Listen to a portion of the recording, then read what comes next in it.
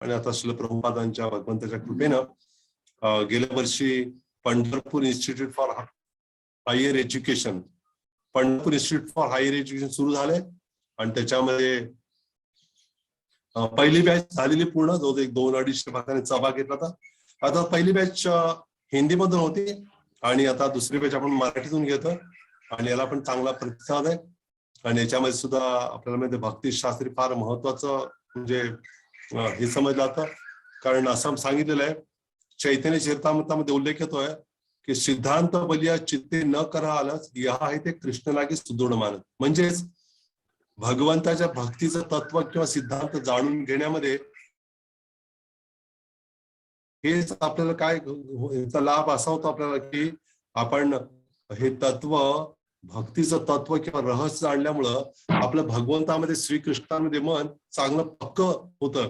यामुळे हे जाणून घेणं आवश्यक. आणि विशेष करून श्रील प्रभुपादांनीच बऱ्याच ठिकाणी आपल्या शिष्याला निर्देश दिले होते की अशा प्रकारचं भक्तिशास्त्री असावं, त्याच्यामध्ये कुठले ग्रंथ असावे, मग त्यानंतर भक्ती वैभव आहे, भक्ती वेदांत, भक्ती सारोम, कसं कसं सगळं प्रभुपादांनी रचना करून ठेवलेली आहे. आपण काय करायचं ग्रंथ प्रभुपादांचेच आहेत आणि प्रभुपादांनी ज्या पद्धतीने सांगितलं त्या पद्धतीने आपण काय करायचं ते इथे भक्तिशास्त्रीमध्ये क्लासेस किंवा सगळे वर्ग घेतले जातील.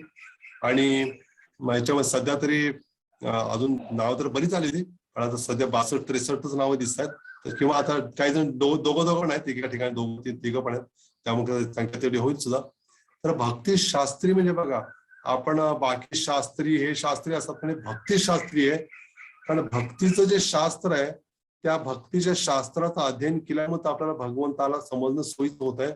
चैतन्य महाप्रभू सुद्धा अश्लील रूप गोस्वामी आणि सनातन गोस्वामी सांगितलं की वेद आणि पुराण भरपूर सगळं फार मोठं अफाट आहे, पण त्यातलं जर वेदांत त्याचं सार काढून त्यातलं जे भक्तीला पोषक किंवा अनुकूल असं जे काही तत्व आहे किंवा जे काही साहित्य आहे ते एकत्र करावं त्यांची इच्छा होती. आणि त्याबद्दल श्रील रूप गोस्वामींनी उपदेशामृत आहे आणि भक्ती रसामृत 2 ग्रंथ दिले. आणि त्याचबरोबर प्रभुपादाने जी भगवद्गीता आहे भगवंताला सांगितलं. आणि शिवाय ईशोपनिषद 108 उपनिषदांपैकी ईशोपनिषद हा प्रत्यक्ष थेट भगवंताचंच वर्णन करतो असं ईशोपनिषद पण आहे. याच्यामध्ये असे 4 ईशोपनिषद, उपदेशामृत, भगवद्गीता आणि भक्ती रसामृत हे 4 ग्रंथ असतील. आणि आपल्या सर्वांकडे 4 ग्रंथ असणं आवश्यक आहे. आणि हे 4 ग्रंथ एकतर मी किंवा पार्थसारथी प्रभू आणि परमपूज्य सुंदर चैतन्य गोस्वामी आम्ही तिघांपैकी आम्ही वेगळ्या वेळेला शिकू आणि आपल्याला वेळेवर सूचित काढेल कोण काय शिकवत येते. आणि त्याच्यावर आपल्याला पार्थसारथी प्रभू पण बऱ्याच सूचना दिली. आजपासून उपदेशामृत हा ग्रंथ, त्या उपदेशामृतामध्ये काय काय असणार सगळं प्रभू दिलं. पण त्याच्यात शास्त्री संबंधित विशेष पीपीटी पण आपल्याला दाखवणार आहेत. आणि पार्थसारथी प्रभू विशेष त्यांनी भगवद्गीता किंवा वेगवेगळ्या ग्रंथातून त्यांनी काय केलं मार्गदर्शन केलं भक्तिशास्त्रीच्या विद्यार्थ्यांना गेल्या वर्षीच्या. आणि त्याचबरोबर प्रभूंचे वेगवेगळ्या क्लासेस झूमवरती वगैरे सेमिनार देतात. आणि त्यांचं तसं पूर्वीचं जे शिक्षण आहे तर ते बी इलेक्ट्रॉनिक्स त्यांचं झालेलं आहे. आणि त्याचबरोबर सोलापूर इस्कॉन सोलापूरचे 6 वर्ष ते अध्यक्ष पण होते. आणि ज्या दिंड्या निघतात याची सोलापूरची जी माघवारी दिंडी त्याचं पण त्यांनी बरेच वर्ष आयोजन केलं. आणि पुणे ते किंवा देहू ते पंढरपूरच्या आता पोहोचले त्याचं पण अध्यक्षपद प्रभूजींकडे आहे. अद्यापही खूप सुंदर रीतीने सुरळीत पण ते पार पडले आता यावेळेला दिंडी.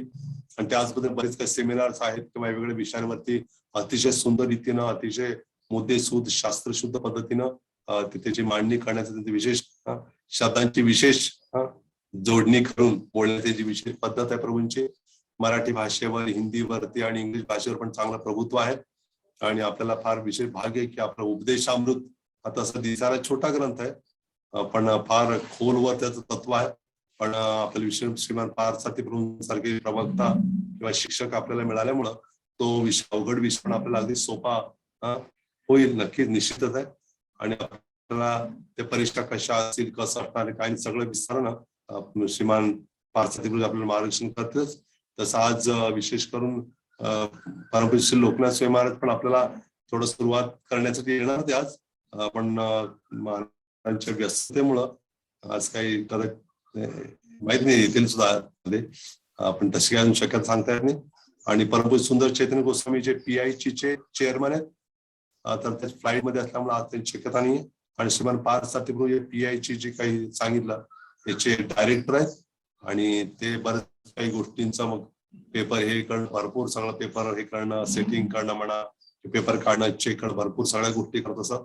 तर आपल्याला आपलं फार मोठं भाग्य आहे. तर प्रभूजी फक्त उपदेशामध्येच नाही तर पुढे जेव्हा भगवद्गीता सुरू होईल त्यावेळेचे पण काही अध्याय घेतील.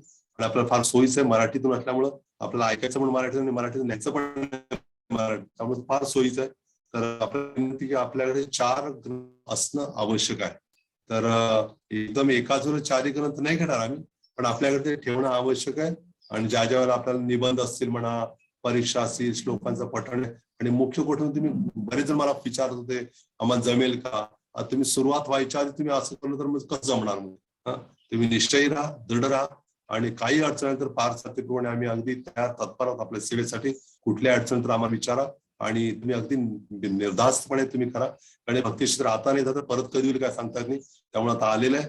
आणि विशेष करून आपल्याला ऑनलाईन फार चांगली सुविधा आहे. पूर्वी तर सगळ्यांना वृंदावन किंवा मायापुरात 3-3.5 महिने दावं लागायचं, पण आता तसं राहिलं नाही. आता तुम्ही आहे ते घर बसल्याच तुम्ही करू शकता सगळं. पण हीच विनंती की आपण घर बसल्या ते शिकताना घरात बसल्यासारखं वाटू नये, यासाठी पण तुम्ही काही यंत्रणा करा, नाही का.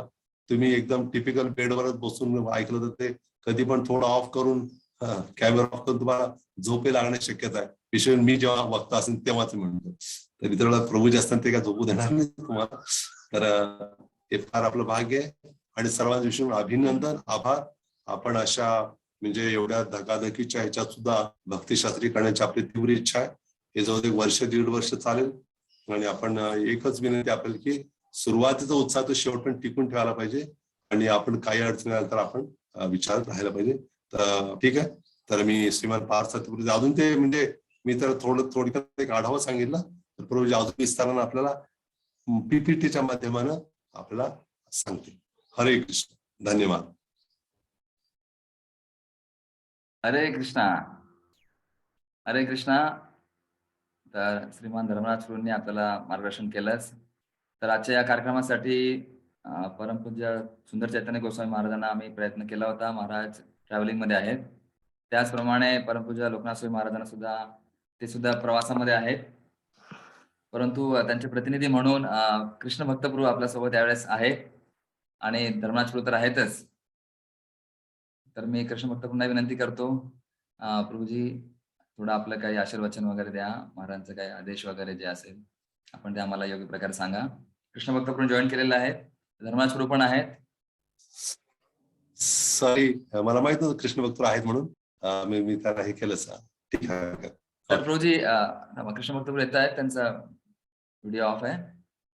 तर खास धर्मराज प्रभू नाही, आपण आता जसं परमपूज्य सुंदर चैतन्य गोस्वामी महाराज म्हटले होते की तुम्ही त्यांना गार्लँड वगैरे घाला, जे काही आपले गेस्ट असतील प्रमुख पाहुणे, तर खास करून धर्मराज प्रभू पण आहेत, त्यांनाही आपण एक ऑनलाईन गार्लँड घालायचा प्रयत्न करूया. आपल्याकडे हार वगैरे उपलब्ध आहेत. थोडक्यात मी प्रयत्न करतो या ठिकाणी हार दाखवायचा.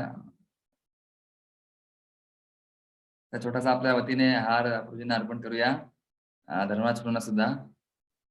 हरे कृष्णा. तर मी कृष्ण भक्त प्रभू आहेत, कृष्ण भक्त प्रभू पण आलेले आहेत. तर प्रभूजींनाही आपण गार्लँडने त्यांचं स्वागत करूया. सुंदर चैतन्य महाराज म्हटले की सर्वांना गार्लँड घाला तुम्ही, ते विसरू नका ऑनलाईन. तर प्रभूजींनाही गार्लँड या ठिकाणी आपण घालत आहोत. कृष्ण भक्त प्रभू, स्वागतम प्रभूजींचं. यस प्रभूजी, थोडं प्रभूजी मार्गदर्शन, आपल्या आशीर्वाद. हरे कृष्ण. माझा आवाज येतोय? यस प्रभू. हो हो. तर विशेष धन्यवाद श्रीमान धर्मराज प्रभू आणि श्रीमान पार्थ सारथी प्रभू यांचा. PIHE Pandharpur institute of higher education, जे पंढरपूरमध्ये 2 वर्षापूर्वी प्रारंभ झाला आणि PIHE तर्फे 1 वर्षाची हिंदी भक्तिशास्त्री पूर्ण कंप्लीट झालेली आहे. आणि त्या भक्तांना पहिले जे 3 उत्तीर्ण होते, फर्स्ट, सेकंड अँड थर्ड, त्या भक्तांना आता येत्या आषाढी एकादशीच्या दरम्यान त्यांना आपण गौरवान्वित केलं, सर्टिफिकेट दिले आणि बाकीच्या भक्तांना सुद्धा दिलं. तसं शिल प्रभुपाद म्हणायचे आपली मंदिरं फक्त एक सर्वसाधारण मंदिर नसून, तसे तर भरपूर मंदिर आहेत, हजारो मंदिरं, लाखो मंदिरं भारतामध्ये.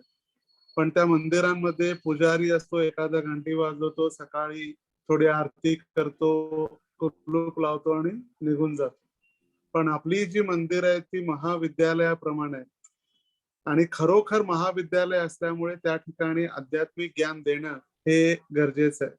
प्रभुपाद म्हणायचे एक बकेट, जसं गुरु महाराज सुद्धा म्हणतात, एक बकेट घेऊन जा पेंटची, आणि ज्या ज्या ठिकाणी हे विद्यालय म्हणून लिहिलेले आहेत, कॉलेज म्हणून लिहिलेले आहेत, त्या ठिकाणी लिहायचं आपल्याला जाऊन, ते अविद्यालय. त्या ठिकाणी फक्त पैसे कमवा, जास्तीत जास्त भोग करा, जास्तीत जास्त इंद्रिय तृप्ती करा, हे शिकवलं जातं. पण आध्यात्मिक संस्थेमध्ये श्रील प्रभुपादांच्या कृपेमुळे आपल्याला जे आध्यात्मिक ज्ञान प्राप्त करण्यासाठी श्रील प्रभुपाद म्हणायचे, if you want to please me, distribute my books, but if you want to know me, please read my books. जर प्रभुपादांना प्रसन्न करायचं असेल तर आपण ग्रंथ वितरण करून प्रभुपादांना प्रसन्न करू शकतो. पण प्रभुपादांना जर जाणून घ्यायचं असेल तर त्यांच्या ग्रंथांचं अध्ययन करणं गरजेचं आहे. जसं गुरु महाराज समजवत होते एक वेळी, एक असतो व्यक्ती आणि एक असतो त्याची प्रकृती. व्यक्ती म्हणजे त्याचं शरीर, शारीरिक त्याचं स्वरूप जे आहे, त्याचा रंग, त्याचे हात, पाय, डोळे, त्वचा, वर्ण, तो एक त्याची व्यक्ती झाली. आणि त्याची प्रकृती जी आहे ती प्रकृती म्हणजे त्याच्या हृदयाच्या भावना ज्या आहेत, त्याचं मनोगत आहे, त्याचे विचार जे आहेत ते त्याच्या वाणीद्वारे आणि त्याच्या शब्दाद्वारे लिहिले जातात. आणि ते लिहिल्यानंतर त्यांना कळतं. तर प्रभुपादांचे जे ग्रंथ जे आहेत येत्या 10,000 वर्षापर्यंत लॉ बुक्स आहेत. जसं आपल्याला लॉ कॉलेजमध्ये शिकवलं जातं, न्याय, आणि हा कलम 143 कलम, 244 कलम, त्यावेळी आपण रस्त्यावरती 4 किंवा 5 जण एकत्र फिरू शकत नाही, संचारबंदी, हे सगळे जसे सरकारचे नियम आहेत तसे प्रभुपादांनी दिलेले लॉ बुक्स आहेत ते त्या 10,000 वर्षापर्यंत. आणि जेव्हा ग्रंथांचं अध्ययन, आजच सकाळी आम्ही आता पुण्यात पोहोचलो महाराजांसोबत, आजच सकाळी महाराजजी आरवड्यामध्ये भक्तांची इष्टगोष्टी घेत होते. आणि इष्टगोष्टीच्या वेळी महाराज म्हणाले की प्रत्येक जण जेव्हा अध्ययन, श्रवण आणि कीर्तन जेव्हा व्यवस्थित चालेल त्यावेळी त्याची भक्तीमध्ये जी स्थिरता आहे ती स्थिरता टिकून राहील. आणि जर श्रवण कीर्तन व्यवस्थित नसेल तर मग आयाराम आणि गयाराम. जसं उदाहरण दिलं जातं रॉकेटचं, जे रॉकेट असतं ते रॉकेट आकाशात उडाल्यानंतर त्या रॉकेटच्या मागे धूर असतो, पांढरा धूर. पण जसं जसं ते रॉकेट पुढे जातं तसा तसा धूर देखील अदृश्य होतो आणि नंतर असं नाही, धर्मराज पण म्हणत होते उत्साह असतो, उत्साह शेवटपर्यंत ठेवणं अगदी गरजेचं आहे. जसं पहिली भक्तिशास्त्री बॅच चालू झाली, 350 भक्तांनी नावं दिली, आपलं रजिस्ट्रेशन केलं, मग कालांतरानं 300, 250 आणि शेवटपर्यंत मग 200 पर्यंत भक्त त्याच्यामध्ये आपल्याला शिकवलं जाईल, अध्ययन करून घेतलं जाईल. आणि आपल्याला इतके सुंदर असे टीचर, गुरुजन आपल्याला भेटलेले आहेत जे पूर्णपणे चांगल्या पद्धतीनं आपल्याला समजावून सांगतील. आपण किती वेळा भगवद्गीता वाचली असेल पण ती कधी कधी डोक्यावरून जाते, काहीच कळत नाही. जसं शाळेमध्ये किंवा कॉलेजमध्ये, आपण कॉलेजमध्ये ऍडमिशन घेताना लाखो रुपये देऊन ऍडमिशन घेतलं जातं, डोनेशन दिलं जातं. पुस्तकं बाहेर अवेलेबल आहेत, दुकानात आपण पुस्तकं खरेदी करू शकतो, अपेक्षित आहेत, त्या प्रश्नांची उत्तरं दुकानात भेटतात. पण इतके लाखो रुपये डोनेशन आणि हजारो रुपये रजिस्ट्रेशन फीस देऊन का कॉलेजमध्ये ऍडमिशन घेतलं जातं? तिथल्या गुरुने जेव्हा आपल्याला सांगतात किंवा समजावून सांगितलं तेव्हा ते आपल्याला पुस्तकं कळू लागतं. आणि त्याच पद्धतीनं प्रभुपादांची जो भावना आहे, प्रभुपादांचा मूड जो आहे, मूड अँड मिशन ज्याला म्हटलं जातं, ते पूर्णपणे आपल्याला शिकवण्यासाठीच आणि ते समजून घेण्यासाठीच भक्तिशास्त्रीचं आयोजन करण्यात आलेलं आहे. हा तर पहिला स्टेप आहे भक्तिशास्त्री. त्यानंतर भक्ती वैभव आहे, भागवतमचं अध्ययन. भक्ती सार्वभौम आहे, भक्ती वेदांत आहे, ज्यामध्ये चैतन्य चरितामृत आणि वैष्णव आचार्यांचे भजन, त्यांच्या भावना ज्या आहेत, जसं नरोत्तमदास ठाकूर म्हणतात, पाषाणे कुटिबो माथा अनले पशिबो, गौरांग गुणेर निधी कोथाय गेले पाबो. ज्यावेळी नरोत्तमदास ठाकूर हे भजन लिहित होते, त्यावेळी त्यांना ती भावना होती, खरोखर मी कुठेतरी जाऊन डोकं फोडावं, पाषाण म्हणजे दगडाला डोकं जाऊन फोडावं किंवा अग्नीमध्ये प्रवेश करावा, कारण गौरांग महाप्रभू आणि त्यांच्या सोबतचे असलेले सर्व पार्षद मला एकट्याला सोडून निघून गेलेले आहेत. आणि फक्त हे लिहित नव्हते, त्यांची भावना सुद्धा त्यामध्ये होती. तर हे सगळं समजून घेण्यासाठी आपल्याला एका मार्गदर्शक किंवा शिक्षा गुरुची आवश्यकता असते, आणि तेच हे शिक्षक आहेत, शिक्षा गुरु. दीक्षा गुरूंनी दिलेले आदेश आपण कसं पालन करावं चांगल्या पद्धतीनं, ते समजावून सांगणारे त्यांना म्हटलं जातं शिक्षा गुरु. आणि असे शिक्षा गुरु आपल्याला आता भगवद्गीता आणि इतर जे ग्रंथ जे आहेत ते आपल्याला भक्तिशास्त्रीच्या माध्यमानं आपल्याला शिकवणार आहेत. तर गुरु महाराज सुद्धा आज आपल्याला संबोधित करणार होते, पण महत्वाची जीडीसी मीटिंग असल्यामुळे महाराजजी व्यस्त आहेत. भविष्यामध्ये आपले क्लासेस चालू झाल्यानंतर निश्चितच महाराजजी आपल्याला आशीर्वाद देण्यासाठी येतील. आणि सर्वांना एकच विनंती आहे, जसं एक सेमिनार्स असतात आणि एक असतो भागवतम क्लास किंवा एक जनरल संडे फेस्टिवल क्लास, त्या क्लासमध्ये आपण कधी येतो, कधी बसतो, कधी जातो, पाठीमुखं मुलं खेळत असतात, मोबाईल मध्ये चॅटिंग चालू असतं, त्या क्लास. आणि एक असतो सेमिनार किंवा शिक्षणासाठी. आपण आता कितीही या ठिकाणी वयाने वृद्ध असलो किंवा दीक्षेमध्ये आपण सिनियर असलो, तरी सुद्धा आपल्याला शिकवणारे जे गुरुजन आहेत, त्या चांगल्या पद्धतीनं त्यांच्या आपल्या मर्यादा उल्लंघन न करता त्यांचा आदर सन्मान ठेवून व्यवस्थित व्हिडिओ चालू ठेवणं म्हणजे प्रामाणिकता आहे. व्हिडिओ बंद केला म्हणजे काहीतरी गडबड आहे. व्हिडिओ बंद केला याचा अर्थ व्हिडिओ बंद करून ऑडिओ चालू ठेवायचा फक्त, आणि आपापले कामं, मग संध्याकाळचा स्वयंपाक आला, राहिलेले जप आले, किंवा थोडं वॉकिंग केलं, किंवा घरी आलेल्या लोकांची काळजी घेतली, किंवा अतिथीगण आले, काही आपल्या सेवा चालू असते. पण व्हिडिओ चालू असणं म्हणजे तुम्ही समोर आहात, आणि पहिली कंडिशन आहे व्हिडिओ सतत चालू ठेवणं. आणि मला वाटते की त्याच्यामध्ये जर व्हिडिओ बंद ठेवला तर मार्क्स सुद्धा कट होतात.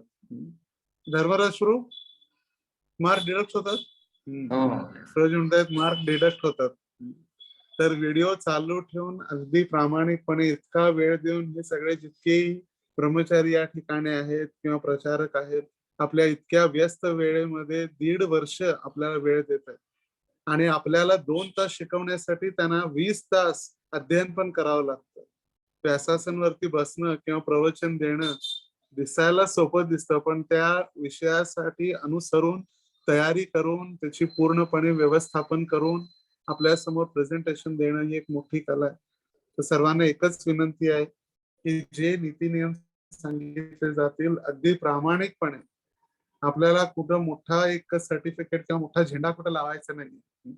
प्रभुपादांच्या ज्या भावना आहेत, प्रभुपादांनी जे आपल्या ग्रंथामध्ये सांगायचं आहे, आपल्याला भक्तीमध्ये टिकून राहण्यासाठी, आणि मार्क कमी पडतील जास्त पडतील ते तर सेकंडरी आहे, पण आपल्याला खरोखर समजून घेणं ते महत्वाचं आहे. आपल्याला मध्ये समजून घेऊन आत्मसात करणं हे महत्वाचं आहे.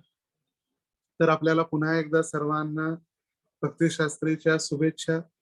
नंतर आपली भक्तिशास्त्री पूर्ण झाल्यानंतर आपल्या नावाच्या पुढे लावलं जाईल षडभुज गौरांग प्रभू भक्तिशास्त्री, किंवा सावित्री प्रिया देवी दासी भक्तिशास्त्री. तर या अशी भक्तिशास्त्रीचा डिग्री सुद्धा दिली जाईल. तर प्रामाणिकपणे आपल्याला प्रयत्न करायचा आहे, आणि सरते शेवटी जर आपण प्रामाणिकपणे जर या ग्रंथांचं अध्ययन केलं तर आपण भक्तीमध्ये स्थिर होण्यासाठी आणि भक्तीमध्ये आपल्याला तीव्रता येण्यासाठी मदत होईल. स्थिरता आणि तीव्रता, तीव्रेण भक्ती योगीनं, स्थिर राहणं. कारण जसं उदाहरण दिलं जातं ते भौतिक सागर आणि त्याच्यामध्ये इस्कॉनची जी बोट आहे, त्या बोटीमध्ये आपण बसणं गरजेचं आहे. येणं केन प्रकारेमध्ये बोटीमध्ये टिकून राहणं गरजेचं आहे. जर बोटीतून उडी मारली तर भवसागरामध्ये. तर त्या संस्थेमध्ये आपण सक्रिय राहून सेवा करण्यासाठीच हा सगळ्यात मोठा या भक्तिशास्त्री मागचा कारण आहे. स्थिर होऊन सक्रिय होऊन आहेत. कित्येक जण आहेत, हजारो भक्त आहेत, 500-600 भक्त दीक्षा घेतात. दीक्षा घेतली की घरी गेले असं नाही. सक्रिय म्हणजे संस्थेसाठी, प्रभुपादांच्या संस्थेसाठी प्रचार करण्यासाठी, दुसऱ्यांना हे ज्ञान पोहोचवण्यासाठी, आत्मसात करण्यासाठीच हे ज्ञान आपल्याला स्वीकार करायचं आहे. तर पुन्हा एकदा धन्यवाद श्रीमान धर्मराज प्रभू, पार्थ सारथी प्रभू आणि PIC चे प्रमुख चेअरमन परमपूज्य सुंदर चैतन्य महाराज जी आता कॅनडासाठी ते निघालेले आहेत. आज फ्रान्स मधून कॅनडाला ते विमानात आहेत आणि कॅनडा, फ्रान्स, जर्मनी हा प्रचार संपवून पुन्हा सप्टेंबर मध्ये ते भारतात येणार आहेत राधाष्टमीच्या वेळी. तर पुन्हा एकदा धन्यवाद. हरे कृष्णा कृष्णा कृष्णा हरे हरे, हरे राम राम राम हरे. तर फार फार धन्यवाद. Thank you very much. तर पुढचा परिचय थोडक्यात सांगतो. सर्वांना माहिती असतील कृष्ण भक्त प्रभू महाराजांचे विशेष ते आपल्या झोनल सुपरवायझर पण आहेत आणि विशेष महाराज सेक्रेटरी आहे, सर्व व्यवस्थापन बघतात. जे मोठमोठे उत्सव बघतो आपण, पंढरपूरची व्यासपूजा असो किंवा मग आरोड्याचा उत्सव असो, इतर जे व्यवस्थापन महाराजांचं शेड्यूल बनवणं, सर्व गोष्टी प्रभूजी करत असतात. एवढं व्यस्त असताना सुद्धा प्रभूजी फार म्हणजे नम्र, शांत असतात. ते विशेष त्यांच्याकडे ते गुण आहेत. सर्व कार्य पाहून, सर्वांशी मिळून राहून विशेष प्रभूंचं फार फार धन्यवाद. प्रभूजी वेळ काढला, महाराजांचे संदेश आम्हाला दिला. तर शेवटी थोडक्या या ठिकाणी प्रसादच्या रूपामध्ये आपण ते पण सांगितलं. सुंदर चैतन्य महाराज म्हणत की भक्तांना प्रसाद पण आपण द्यायचा. प्रसादाचा बॉक्स पण त्यांना आणि धर्मराज प्रभूंना या ठिकाणी प्रयत्न करतोय. धन्यवाद प्रभूजी. खास सुंदर चैतन्य महाराजांचा आदेश होता की सर्व भक्तांना डिजिटल गार्लँड पण घालायचा आणि प्रसाद पण द्यायचा. धन्यवाद प्रभूजी. पुन्हा धन्यवाद. हरे कृष्ण. हरे कृष्ण. हरे कृष्ण. तर आता आपण थोडक्यात पाहूया आपलं शेड्यूल काय राहील किंवा काही माहिती महत्वपूर्ण. तत्पूर्वी धर्मराज प्रभूजी आपण थोडक्यात सांगाल, कोऑर्डिनेटर आपण ते सुरू करूया. कोऑर्डिनेशन कसं करायचं, कारण एवढ्या भक्तांना ग्रुप Okay. बनवूया आपण. थोडे 2 शब्द. ओके. अच्छा. आपल्याला धन्यवाद. श्री कृष्ण भक्त म्हणजे खूप सुंदर रीतीने त्यांनी सांगितलं आपल्याला, म्हणजे गुरु महाराजांच्या वतीनं मार्गदर्शन केलं सुंदर रीतीनं आणि पारसार्थी पण चांगलं आपल्याला सांगितलं जाऊन बरंच काही. तर एकतर आपल्याला संख्या जवळ आज तर 69-70 मध्ये थोडी वाढली संख्या. तर आपल्याला नेमकं काही दिवसात कळेल नेमकं किती जण आहेत. काही जण फॉर्म भरले नाही भरले, थोडं बरंच काही गोंधळ झालेला, बऱ्याच जणांना नाही कळलं ते ऑनलाईनशी काही जण परिचित नसल्यामुळं. तर आपल्याला असं करायला हवं, कोऑर्डिनेटर यासाठी करायला हवेत कारण एकदम सर्वांकडे आम्ही लक्ष देऊ शकत नाही. कोण कॅमेरा ऑन आहे, कोणाचा ऑफ आहे, किंवा कोण निबंध दिलेत की नाही, श्लोक पाठ केले की नाही, सगळं आम्हालाच, मला आणि पार्थाची पण दोघांना सर्वांवर एवढं लक्ष सोयीचं होत नाही. तर त्यामुळे आम्ही असं केलं होतं गेल्या वेळेला पहिल्या बॅच मध्ये की काही कोऑर्डिनेटर्स, संचालक मंडळ म्हणतो तसं आम्ही नेमलं होतं. तर त्याच्यामध्ये विशेष जे थोडं दीक्षित भक्त आहेत, ज्यांना थोडं ते वेळ देऊ शकतात, आम्ही काहीतरी कोड नंबर देऊ प्रत्येकाला, जेणेकरून समजा एक विशिष्ट एरिया काढता येईल. मला वाटतं आपण जर असं केलं की म्हणजे कुठल्या भागातल्या त्या दृष्टीने आपण केलं, त्यांना ते सोयीचं होईल हे करायला, संपर्कातले असं बघून या भागातले तो एक ग्रुप असं करावं लागेल आपल्याला.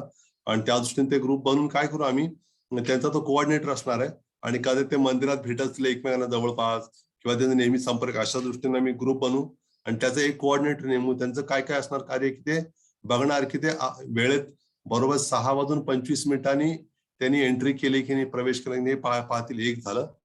आणि दुसरं म्हणजे असं नाही 8:30 वाजता संपतं, तर काही जण 8:15 पासूनच गेलेले असतात, तर ते बघतील 8:30 पर्यंत आहेत की नाही शेवटपर्यंत.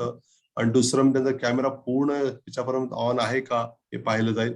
आणि त्याचबरोबर ते परत श्लोक जे पाठ करायला सांगण्यात येतील, कंठस्थ करायला श्लोक वगैरे आपण जे पाठवायचे तर त्या कोऑर्डिनेटरकडेच पाठवायचे. डोळे मिटून, प्रभूजी डोळे मिटायचं दाखवत नव्हते खरं, पण ते खरं डोळे चोळताना मला आठवलं डोळे मिटून ते करायचं श्लोक. आणि ते सांगतीलच प्रभूजी आता ते कसं करायचं, ते श्लोक पाठवणं, निबंध पण सगळं त्या कोऑर्डिनेटर थोडस एक मॅनेजरल रोल असला नाही, म्हणजे असं नुसतं नाव घेण्यासाठी म्हणून नाही त्याचं, चला मी झालो कोऑर्डिनेटर, असं नाही. यासाठी नाही, ते खरोखर त्यांना ती मेहनत घ्यावी लागणार आहे, आपलं स्वतःचा अभ्यासाने सगळं सांभाळून. तर भक्तांचे निबंध आले की नाही व्यवस्थित, श्लोक आले की नाही, त्याचा कॅमेरा ऑन आहे की नाही, ते वेळेत येतात की नाही, वेळेतच जातात की नाही, सगळं बघावं लागेल आपल्याला. त्यांच्या काय अडचणी, ते ग्रुप कोऑर्डिनेटर मध्ये प्रत्येक वेळेला आम्हाला फोन यायला, सुरुवातीला कसं झालं गेल्या वेळेला सगळे फोन मला पार्थ पण एवढे फोन यायचे आम्हाला, ते फार व्हायचं. पण कोऑर्डिनेटर नेमल्यामुळं त्या ग्रुपमधले कोऑर्डिनेटरशीच भेटतील आणि फक्त जे कोऑर्डिनेटर त्यांचा संपर्क करेल, त्यांचा एक वेगळा ग्रुप बनवू आम्ही, व्हॉट्सअप ग्रुप असणार आहे आणि त्यांच्या आम्ही संपर्कात, त्यांच्या माध्यमातून आपल्याला काय होईल माहिती मिळेल. आपल्याला काही समजलं नाही काय, प्रत्येक वेळेला आम्हाला जर फोन येत राहिले तर ते सोयीचं होणार नाही आम्हाला. तर त्यामुळे आम्ही कोऑर्डिनेटर नेमल्यावर तर पार्थ मी मिळून आम्ही आज उद्यामध्ये काय करू, ते सगळं सॉर्टिंग करून कुठल्या भागातले कोण कोण आहेत ते बघून त्यातनं आम्ही कोऑर्डिनेटर नेमू आणि नेमाय त्याने कळू की तुम्ही कोऑर्डिनेटर व्हायला इच्छुक, आणि जबाबदारी सेवा आहे. नुसतं मी कोऑर्डिनेटर बनलो म्हणून तर चालणार नाही, ती जबाबदारी पण घ्यावी लागणार आहे. तर तसं जर इच्छुक असाल तर आपण आम्हाला कळवू शकता का आम्ही इच्छुक आहे, किंवा आम्ही पण अपॉइंट करू. तर अशा गोष्टी आहेत. आणि त्याला कोऑर्डिनेटर त्याला कोड नंबर पण ते आम्ही सांगूच, कुठलं म्हणजे कशासाठी कोड नंबर, कारण ते कोड नंबर समजा उदाहरण ए, सगळे एक 10 जणांशी त्यांचा ए कोड नंबर दिला, तर ए आल्यामुळे काय होईल, जेव्हा आपण ह्याच्यामध्ये बघणार आहे लिस्टमध्ये, त्या झूमच्या लिस्टमध्ये, नावांच्या लिस्टमध्ये, त्याच्यामध्ये ए असलेले सगळे एकत्र असतील, बीबी एकत्र असतील. त्यामुळं जो ए ग्रुपचा कोऑर्डिनेटर त्याला काय सोयीचं होईल, ते बघू शकतात कोऑर्डिनेटर की माझ्या ग्रुपचे ए सगळे आहेत एकाच रांगेमध्ये, कोणी एखाद नसेल लगेच कळून येईल नाही म्हणून, आणि लगेच त्याचे अब्सेंटी म्हणतात. आणि आपल्याला माहिती आहे ना आपली किती 75% ना आपण काय करतो, 80%. 80%. तर 80% आपली उपस्थिती नसेल तर आपल्याला सर्टिफिकेट मिळणार नाही. तर गेल्या वेळेला बऱ्याच जणांची 80% नसल्यावर त्यांना सर्टिफिकेट दिले नाहीत, मग त्याला पुन्हा एकदा करावं लागणार आहे सर्टिफिकेट हेच केल्यानंतर आपण 80%. आणि विशेष करून बघा, फक्त आठवड्यात 2च दिवस आहे आपल्याला, गुरुवार आणि शुक्रवार, इतर वेळ नाहीये. तर फक्त 2च दिवस तेवढा आपण वेळ द्या, थोडं हे करा. आणि विशेष अशा ठिकाणी बसा तिथं आपलं नेट पूर्ण आहे, फुल नेट आहे. कधी कधी आपल्याच घरामध्ये काही खोलीमध्ये नेट पूर्ण असतं, काही खोलीमध्ये नेट येत नाही, असं होत आहे. इंटरनेट जिथं व्यवस्थित तिथं बसा, किंवा आपल्या असं ठिकाण बघा जिथं म्हणजे सोयीचं होईल आपल्याला. आणि आपण त्या निदान गुरुवार शुक्रवार त्या संध्याकाळच्या प्रवास थोडं टाळलं तर बरं होईल, कारण बरेच जण प्रवासात असतात, मध्ये त्याचा मोबाईल कॅमेरा चालू होतो, बंद होतो, चालू होतो, त्यांना कळत नाही, की फार गोंधळ होतो. ते म्हणजे आम्हाला कळलंच नाही, फार अडचण येतात. ते म्हणजे आम्हाला रेकॉर्डिंग पाठवा. मग काही जण रेकॉर्डिंग आम्ही मागच्याला पाठवत नव्हतं, कारण होते की काही जण क्लास अटेंड न करत रेकॉर्डिंग ऐकून प्रश्नोत्तर किंवा ती तयारी करायची, असं व्हायचं. मग ते एका दृष्टीने थोडं चांगलं गोष्ट नाही. आपण आता भक्तिशास्त्री करतो, थोडं प्रामाणिकपणा नाही राहणार. तर हे सगळं आपण एकतर वेळेचं बंधन, आणि ज्या सूचना असतील, विशेष करून वैष्णव पोशाख, प्रभू सांगतीलच वैष्णव पोशाख धारण करायचा आहे, जेणेकरून आपल्याला भावना निर्माण की आपण एका मंदिरात किंवा त्या वातावरणात बसला अशी भावना राहील. आणि तिलक लावणं म्हणा, प्रभूजीने मातेने आपलं पारंपरिक वेशभूषा धारण करणं हे फार गरजेचं आहे. भले आपण घरी आता घरचे कपडे वापरायला हरकत नाही एका दृष्टीनं, पण ती भावना तेवढी राहणार. आणि आपल्याला आम्हीच बघत नाही, बाकी सगळे फक्त आपल्याला पाहत असतात, नाही का. आपण तिलक लावण्यानी किंवा म्हणजे आपले वैदिक पोशाख नाही का, लगेच ते ऑड वाटेल, नाही का. तर आपण मंदिरातच बसून ऐकतो असा भाव ठेवा, तर कधी होईल. वेशभूषा आहे आणि जवळपास पण ठेवा. अगदी किचन मध्ये बसून तसं तिथं लावू नका, मागं भांडी दिसतात आपली किंवा मुलं फिरतात घरातले, असं होऊ देऊ नका. अशा ठिकाणी तुमचं कॅमेरा ठेवा, जेणेकरून दिसेल. किंवा कधी कधी पडदा लावू शकता मागं, जेणेकरून मागचं काय दिसणं म्हणजे हे दिसेल, बघणारा पण प्रसन्नता वाटेल. असं करा. आणि हळूहळू आपल्याला माहित होईलच. आपण जर नेहमी ऑनलाईन वापरत तर काही अडचण येणार नाही. तर मला वाटतं एवढं पुरेसं आहे फार सद्गुरू. ठीक आहे ना, आपण काय अजून पुढचं नाही करू शकता.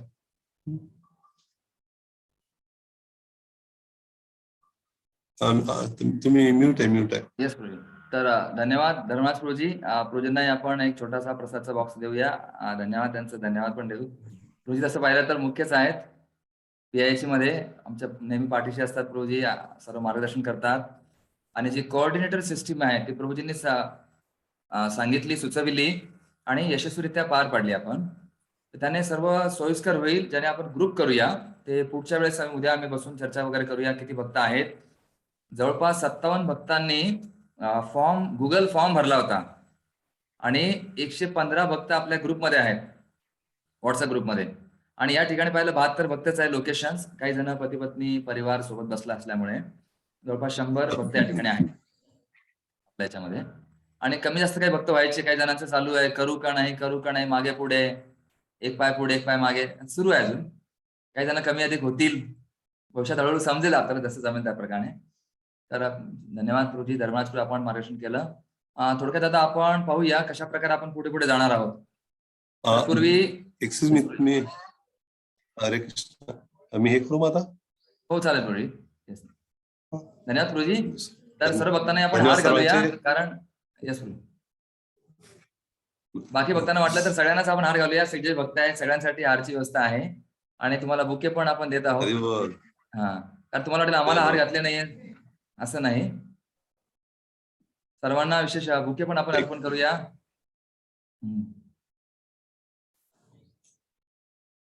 सर्वांचं स्वागत आपल्या या PIC मध्ये भक्तिशास्त्रीमध्ये. आज प्रथम दिवस असल्यामुळे बाकी अधिक माहिती तुम्हाला मी थोडक्यात सांगतो का? ठीक. येस प्रभू. धन्यवाद धर्मराज प्रभूजी. पुन्हा भेटत राहू आपण. धन्यवाद. हरे कृष्णा. येस धन्यवाद. हरे कृष्णा. तर एक PPT आहे, ठीक आहे. थोडक्यात या PPT मध्ये सर्व काही दिलेलं आहे आपल्याला, जे काही सांगायचं आहे, माहिती आपल्याला पाहावी आहे. थोडं ध्यानपूर्वक पहा. आपण यानुसार जाणार आहोत. तर सर्वांचं स्वागतम सुस्वागतम. तर या भक्तिशास्त्री कोर्स आपण आजचा जो दिवस 14 जुलै, आजच्या दिवशी ओरिएंटेशन म्हणजे अनुस्थापना किंवा सारांश किंवा आढावा आपण थोडक्यात सर्वांना देणार आहोत. आणि बरेच जण अजूनही फोन करतायत, काही जण आताही फोन करतायत, प्रभूजी भक्तिशास्त्री करायचं आहे. तर उद्यापासून आपला उपदेशामृत पुस्तक आपल्याकडे असेल ना, माहिती उपदेशामृत ते पुस्तक आहे, त्याच्यावरती आपण क्लास सुरू करूया, शिकवणं सुरू करणार आहोत. आणि काही भक्तांनी पुन्हा फोन करत होते भक्त, प्रभूजी कधी असेल, काय असेल. तर आपलं ही जी वेळ आहे दर गुरुवार आणि शुक्रवार, समजलं, थर्सडे आणि फ्रायडे 6:30 ते 8:30. पुन्हा हा विचारू नका की टायमिंग किती असेल, काय असेल, या वेळेसच असेल. फक्त ज्या वेळेस नसेल किंवा एखादी जन्माष्टमी असेल, इतर कार्यक्रम असतील, तुम्हाला आदल्या आठवड्यात आदल्या क्लासमध्ये आम्ही मेसेजद्वारे सर्व काही तुम्हाला सांगूया. आपण अनाउन्समेंट आधीच करतो की पुढच्या गुरुवारी होणार नाही किंवा शुक्रवारी होणार नाही, परीक्षा असेल त्यामुळे 2 शुक्रवार गुरुवार सुट्टी असेल, तयारी करायला वेळ असेल किंवा एखादी कुठे सत्संग असेल, काही कार्यक्रम असेल, तर आपण तसं तुम्हाला पूर्व सूचना आपण देतो. आणि यामध्ये 4 ग्रंथ महत्वाचे आहेत. काही भक्तांनी पुन्हा मला विचारलं, प्रभूजी किती पुस्तकं आहेत? एक भक्त म्हणत होते, प्रभूजी मला भक्तिरसामृत सिंधूच करायचं आहे. त्यांना वाटलं रिडिंग मॅरेथॉन. हे रिडिंग मॅरेथॉन नाही. एक भक्त म्हणत, प्रभूजी मला कुंती महाराणीचं पुस्तक करायचं आहे. म्हटलं भक्तिशास्त्रीमध्ये फक्त 4च ग्रंथ येतात. हे नाव तुम्हाला माहिती पाहिजे. कुठले आहेत? उपदेशामृत आपला पहिला भाग असेल सुरुवातीला, दुसरा असेल ईशोपनिषद, तिसरा ग्रंथ असेल भगवद्गीता आणि चौथा ग्रंथ असेल भक्ती रसामृत सिंधू. लक्षात ठेवा, या 4 पुस्तकांचे नाव तरी माहिती असणं गरजेचं आहे. एकदा मी काही भक्तांचा इंटरव्ह्यू घेताना, दीक्षेसाठी इंटरव्ह्यू घेत असताना त्यांना विचारलं, प्रभुपादांनी किती ग्रंथ लिहिलेत? त्या भक्तांना सांगता आलं नाही. म्हटलं प्रभुपादांनी किती ग्रंथ लिहिलेत? एकदा लायब्ररीमध्ये जा, आपल्या बुक स्टॉलमध्ये जा, पाहून ये. नंतर त्यांना म्हटलं नावं तरी सांगा कमीत कमी. आणि ते भक्त भक्तिशास्त्री करत होते. कमीत कमी 4 पुस्तकांचे नावं तर आपल्याला समजायला पाहिजे. प्रभुपादांनी 60 पेक्षा अधिक ग्रंथ लिहिलेले आहेत आणि त्यातले हे 4 जर मुख्य पुस्तकं आहेत. त्यापैकी भागवतम आहे, चैतन्य चरितामृत आहे, भगवद्गीता आहेत, हे तर आहेच. पण खास प्रभुपादांनी भक्तिशास्त्रीसाठी काय म्हटलेलं आहे, हे 4 ग्रंथांचं स्वतः नियोजन करून सांगण्यात आलेलं आहे. लक्षात ठेवा, हा जो कोर्स आहे आपला संपूर्ण कोर्स असेल 15 महिन्यांचा. मागच्या वर्षी जो कोर्स होता जवळपास 350 भक्तांनी रजिस्टर्ड केलं होतं. 285 भक्त त्यामध्ये आले होते. त्यातले 251 भक्तच शेवटपर्यंत टिकलेत आणि त्यातनच जवळपास 200 भक्तच पास झालेत आणि त्यातूनच 100 भक्त फक्त त्यांना सर्टिफिकेट देण्यात येईल त्यांच्या ठिकाणी जाऊन. कारण 100 जणांचं कोणाचा निबंध बाकी आहे, कोणाचे श्लोक बाकी आहेत, कोणाची परीक्षा बाकी आहेत. अशा प्रकारे काही गोष्टी बाकी असल्यामुळे आम्ही होल्ड करून ठेवलेलं आहे त्यांचे प्रमाणपत्र. एकूण आपली फी असेल 3500 रुपये. आणि खास जे भक्त फुल टाइम आहेत, पूर्णकालीन आहेत, मंदिरात राहतात, ज्यांचं विशेष आम्हाला काही माहिती आलेली आहे, त्या भक्तांना 1000 रुपये डिस्काउंट असेल, त्यांना 2500 रुपये त्यांच्याकडनं घेण्यात येईल. मग ते ब्रह्मचारी असो किंवा मग ग्रस्त भक्त पूर्णकालीन असो. ही फीज आपल्याला जसं तुम्हाला सांगण्यात आलं त्यानुसार काही भक्त त्वरित भरू शकतात, काही थोडं टप्पेवारीमध्ये अशा प्रकारे भरणं आवश्यक आहे. पुढे आज श्रीमान कृष्ण भक्त प्रभू श्रीमान धर्मनाथ प्रभू यांनी आपल्याला मार्गदर्शन केलेलंच आहे आणि विशेष करून हे उद्घाटन या ठिकाणी होत आहे आपल्या या प्रथम भक्तिशास्त्रीचं, मराठी भक्तिशास्त्री.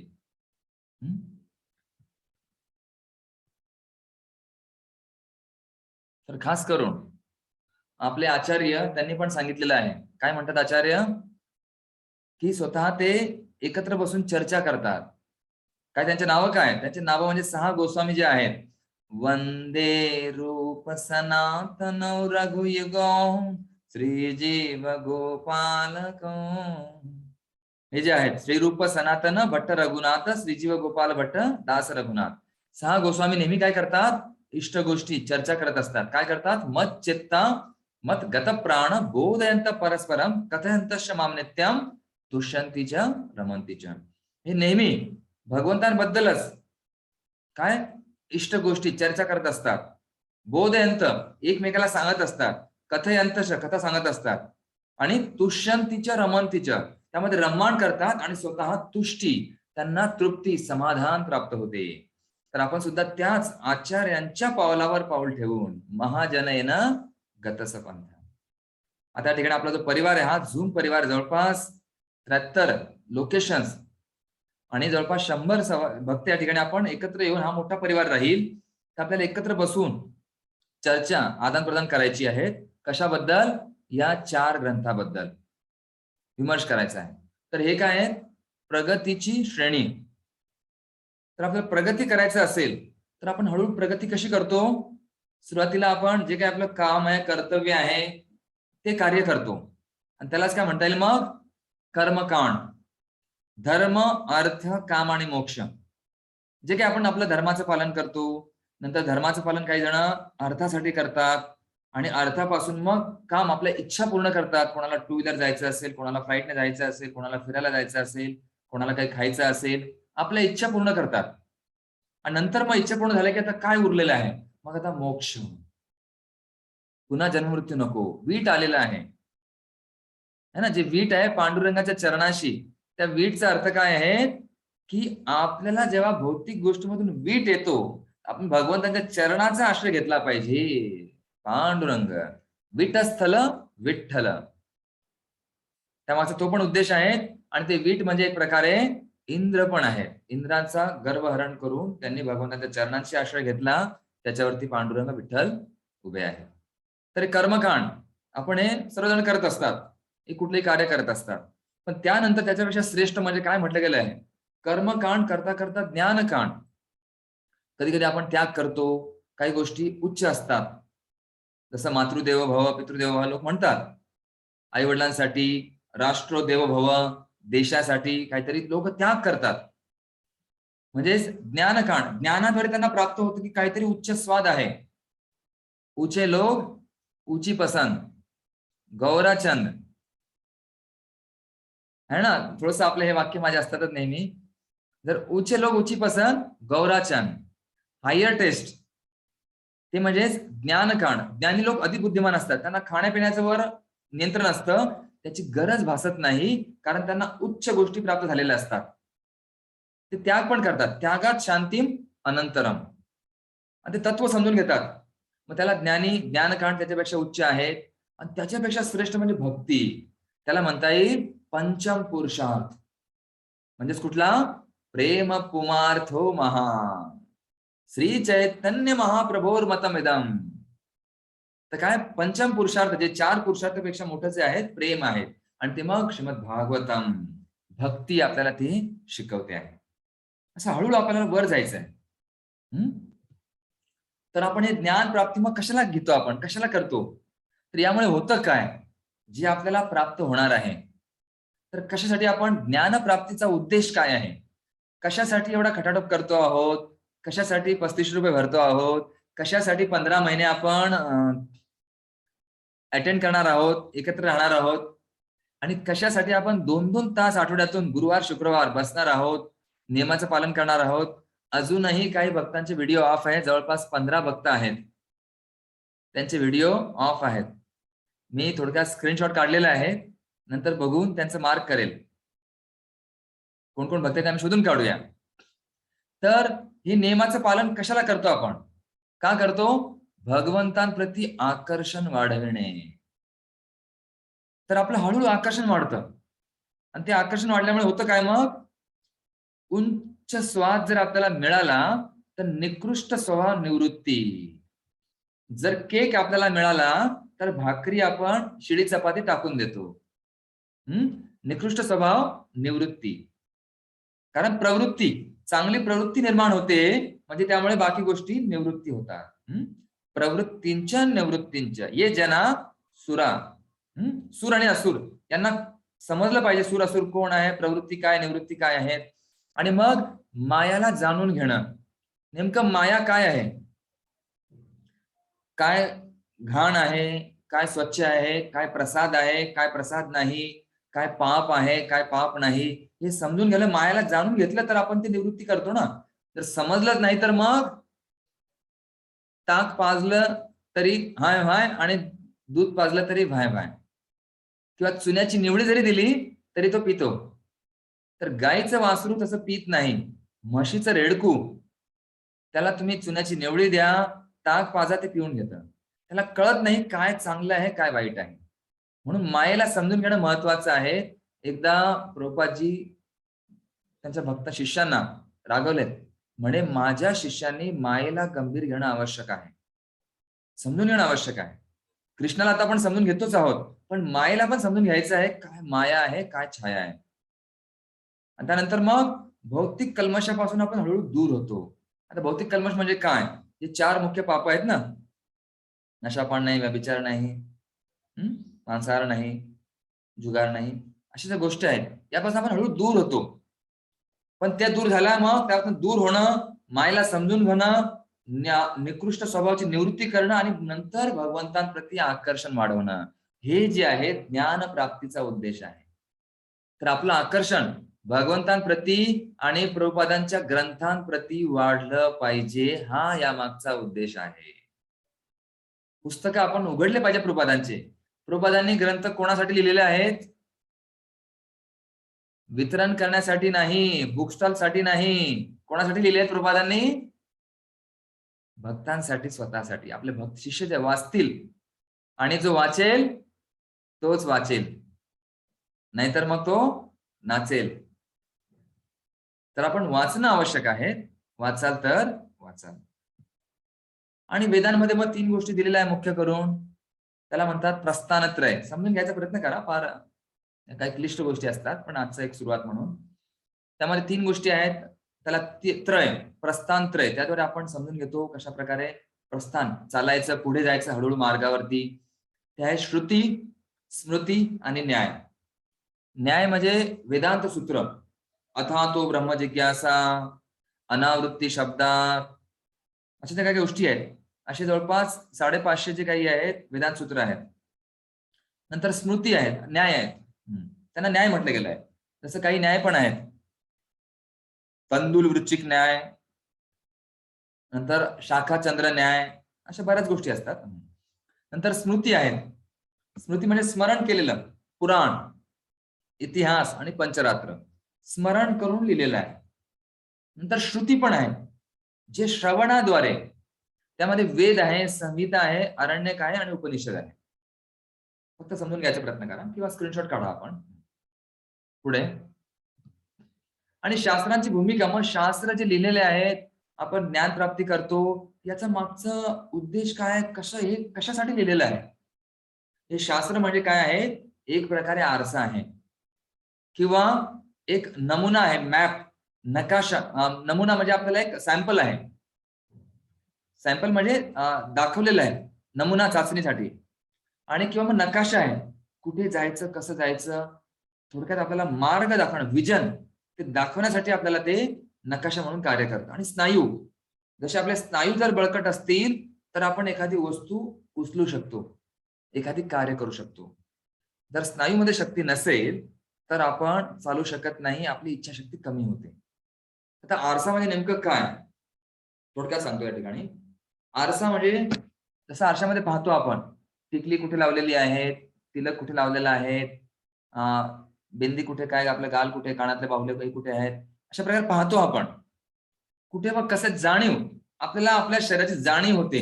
मग शास्त्र आपल्याला दाखवतं आपण कुठे आहोत, आपण कसं आहोत. आपण आहोत आत्मा. आणि कुठे आहोत आपण? या भौतिक जगामध्ये फसलेलो आहोत. हे शास्त्र आपल्याला सांगतं. नमुना म्हणजेच एक सॅम्पल, की आपली भावना कशी असली पाहिजे. कोणती भावना असली पाहिजे? प्रभुपादांनी स्पष्ट सांगितलेलं आहे. आंतरराष्ट्रीय कृष्ण भावनामृत संघ. कृष्ण भावना कृष्णाशी संबंधित असली पाहिजे.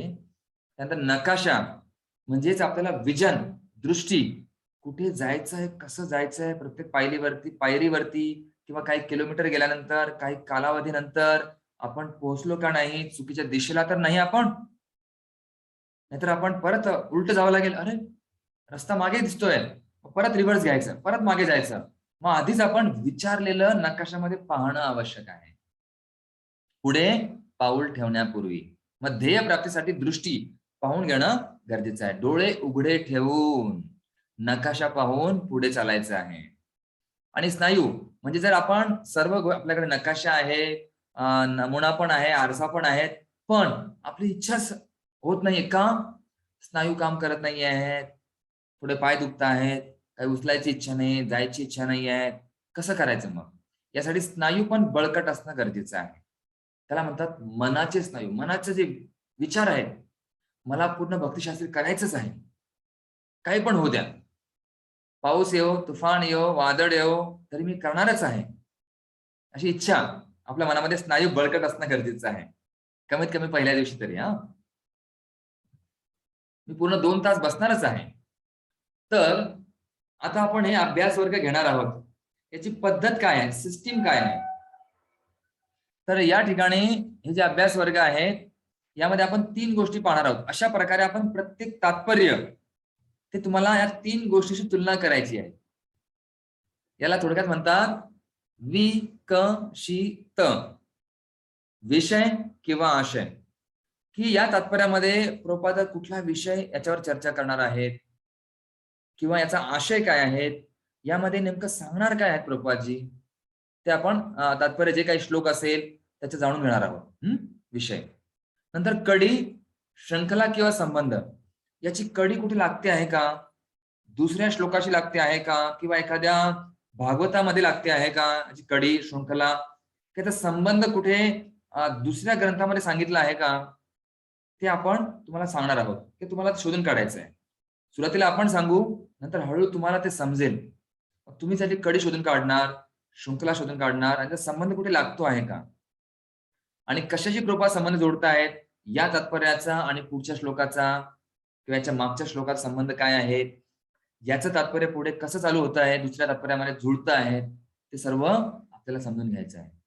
आणि मग त्या तात्पर्यामधून, श्लोकामधून काय शिक्षा किंवा शिकवण प्रभुपाद देत आहेत, यातनं शिकायचं काय, याचा व्यावहारिक जीवनामध्ये काही उपयोग करायचा आहे का, किंवा कशा प्रकारे प्रभुपादांनी आधुनिक जीवनाशी, आपल्या जीवनाशी हा संबंध जोडून विषय मांडलेला आहेत आणि यातनं शिकवण आपल्याला दिलेली आहे. या 3 गोष्टी. वि क विषय, क म्हणजे कडी, आणि शी म्हणजे शिकवण. हे आपल्याला तपास करायचा आहे. त्याला म्हणतात विकसित. असं आपल्याला हळूहळू विकसित करायचं आहे. मग हा जो अभ्यास आहे, हा अभ्यास कसा असेल? हा अभ्यास असेल विश्लेषणात्मक, तुलनात्मक आणि पद्धतशीर. त्याला म्हणतात सिस्टमॅटिकली, नंतर कंपॅरेटिव्हली आणि एलॅबोरेटिव्हली. म्हणजे आपण विस्तार करणार आहोत. तो सिस्टमॅटिक असेल, कंपॅरेटिव्ह तुलना करणार आहोत, याची तुलना कशी दुसऱ्या वस्तूशी केलेली आहे, दुसऱ्या श्लोकाशी केलेली आहे, दुसऱ्या ग्रंथाशी केलेली आहे, आणि विश्लेषण आपण त्या हळू विस्तार करणार आहोत. उद्या पाहूया आपण या गोष्टी. कारण प्रभुपाद जे आहेत आपल्या प्रत्येक तात्पर्यामध्ये एक उत्कृष्ट द्रष्टा, उत्तम दृष्टांत, एक चांगल्या प्रकारे प्रभुपादांनी आखणी केलेली आहे, त्याची बांधणी केलेली आहे, असं मांडणी करत करत आपल्याला ते ग्रंथ दिलेले आहेत. हे आपल्याला या कोर्स मधून समजेल. आणि तेवढं आपलं प्रभुपादांप्रती, त्यांच्या लेखनाप्रती, त्यांच्या ग्रंथांप्रती आसक्ती वाढेल. आणि लगेच आपल्याला कळेल की प्रभुपाद जे तात्पर्य आहेत साधारण नाहीत. प्रभुपादांची टीका जी आहे, प्रभुपादांचे ग्रंथ जे लिहिलेले आहेत, हे ग्रंथ साधारण व्यक्तीने लिहिलेले नाही. हे आपल्याला काय करायचं आहे? विकसित. समजलं? विषय, कडी आणि शिकवण याचा तपास करायचा आहे. म्हणून विकसित. थोडं शॉर्ट फॉर्म मध्ये मी लिहून ठेवायचे आपण. तर अशा प्रकारे विश्लेषण, एखाद्या श्लोकाचा शब्दाचा अर्थ, हाच शब्द का वापरलाय प्रभुपादांनी? प्रभुपादांनी प्रत्येक शब्द फार विचार करून, बऱ्याच ग्रंथातून काढून शोधून ते आपल्या समोर मांडलेला आहे, उत्तम उदाहरणासहित. आणि उत्तम दृष्टांत दिले प्रभुपादांनी. ते आपण हळूहळू पुढे पाहूया. कारण काय असं म्हटलं गेलं, हे आपण अभ्यास करतो तेवढ्या ग्रंथाचा, हे असं म्हटलेलं आहे काय, दैवी, हे जे दैवी गुण आहेत, जो हे ग्रंथ वाचतो, अभ्यास करतो, अध्ययन करतो, त्याला दैवी म्हटलेलं आहे. आसुरी लोक हे वाचत नाही, किंवा जे राक्षस असतात ते सुद्धा याचा अवहेलना करतात. पण आपण हे दैवी गुण, आपल्यामध्ये गुण प्राप्त होतील. काय? यश शास्त्र विधिम उत्सृज्य वर्तते कामकारता. जो शास्त्रांचं उल्लंघन करतो, टाळतो, व कामकारता, तो आपल्या इच्छेप्रमाणे वागतो. आणि त्याला मग काय होतं? जो आपल्या मनाप्रमाणे वागेल त्याला न सुखम न परागतीम, त्याला सुख पण मिळत नाही, परागती पण मिळत नाही. म्हणून आपण हे शास्त्राचं अध्ययन करत असतो आपण, आणि हळूहळू पुढे जातो. यासाठीच प्रभुपादांनी स्वतः हे ग्रंथ रात्रभर जागरण करून लिहिलेले आहे. कोणासाठी? शेजारच्यांसाठी, दुसऱ्या मंदिराच्या भक्तांसाठी, किंवा विकत बुक स्टॉल साठी नाही. हे इस्कॉनच्या अनुयायींसाठी. तसं मगाशी श्रीमान कृष्ण भक्त प्रभूने सांगितलं, if you want to please me, distribute my books. तुम्हाला जर मला प्रसन्न करायचं असेल, माझे ग्रंथ वितरण करा. प्रभुपाद सांगतात, if you want to know me, read my books. तुम्हाला जर मला जाणून घ्यायचं असेल, माझे ग्रंथ वाचा. आणि इफ यू वॉन्ट टू, है ना, जर तुम्हाला तुमचं प्रेम माझ्यावर दाखवायचं असेल, if you want to show your love, please cooperate amongst yourself. म्हणजे प्रभुपाद म्हणतात, जर तुमचं प्रेम मला माझ्यावरचं प्रेम दाखवायचं असेल, तर मी गेल्यानंतर एकमेकांना सहकार्य करा. तर प्रभुपादांना समजून घ्यायचं असेल तर प्रभुपादांचे ग्रंथ वाचणं आवश्यक आहे. तर या ठिकाणी या कोर्सद्वारे, भक्तिशास्त्रीद्वारे आपण प्रभुपादांचे ग्रंथ वाचणार आहोत. एक एक ओळ त्यातनं, तात्पर्यामधनं समजून घेणार आहोत गोष्टी, त्यातनं कुठल्या तात्पर्यात काय काय माहिती दिलेली आहे. ती कृपा प्रभुपादांची आपल्याला प्राप्त होईल. आणि प्रभुपादांना समजू आपण, काय आहेत आपले संस्थापक आचार्य. आणि या ठिकाणी त्या ग्रंथांची जी श्रेणी आहे अशी मांडलेली आहे. म्हणजे भगवद्गीता जी आहे एक वैदिक ग्रंथ आहे, त्याचा स्वीकार सगळे लोक करतात. ते श्रुती पण येतं आणि स्मृती पण येतं. अर्जुनाने स्वतः ऐकलेलं पण आहे आणि व्यासदेवाने लिहिलेलं आहे. म्हणजे श्रुती स्मृती दोन्हीचा समावेश त्या भगवद्गीतेमध्ये आहे. आणि श्रीमद भागवतम हे खास वैष्णवांसाठी आहे. वैष्णवानाम, है ना, परम हंसानाम, वैष्णव संहिताम, सात्वताम, असा याचा उल्लेख केला गेला आहे श्रीमद भागवतम. आणि जे चैतन्य चरितामृत आहे आणि भक्ती रसामृत सिंधू आहे, खास करून गौडीय वैष्णवांसाठी तो एकदम सार आहे, गाभा आहे. त्यामध्ये भगवंतांचं मन सांगितलं गेलं आहे. आणि भक्ती रसामृत सिंधू याला तर प्रभुपाद म्हणतात, हे आपलं कायदे पुस्तक आहे, लॉ बुक. इस्कॉनचं लॉ बुक आहे. म्हणजे कायदे काय आहेत? भक्ती रसामृत सिंधू मध्ये सर्व काही दिलेलं आहे, सखोल गोष्टी दिलेल्या आहेत. त्याला म्हणतात, थोडक्यात मी नेहमी सांगत असतो, कायद्यात असाल तर फायद्यात असाल, नाहीतर नको त्या धंद्यात असाल आणि वांद्यात असाल. म्हणून नियमाचं पालन करणं आवश्यक आहे. मग ते भक्तिशास्त्राचे नियम सांगेल तुम्हाला हळूहळू, शेवटी चर्चा करूच आपण. पण आधी आपले शास्त्राचे नियम बघा. तर आपण ते नियम पालन करणं आवश्यक आहे. तर ते नियम जे आहेत गौडीय वैष्णवांसाठी चैतन्य चरितामृत आणि भक्ती रसामृत सिंधू. तर या ठिकाणी भक्ती रसामृत सिंधू आपण भक्तिशास्त्रीमध्ये चर्चा करणार आहोत. हळूहळू अशी आपल्याला प्रगती आपण करत जातो. आणि 4 ग्रंथ पर्याप्त आहे, पुरेसे आहेत. इतर कशाची आवश्यकता नाही. वेदांमधील प्रस्थानात आपण पाहिलेलं आहे श्रुती, स्मृती आणि न्याय. तर भक्तिशास्त्रीसाठी 4च ग्रंथ आहेत. कुठले ग्रंथ आहेत हे आपल्याला सांगता आलं पाहिजे.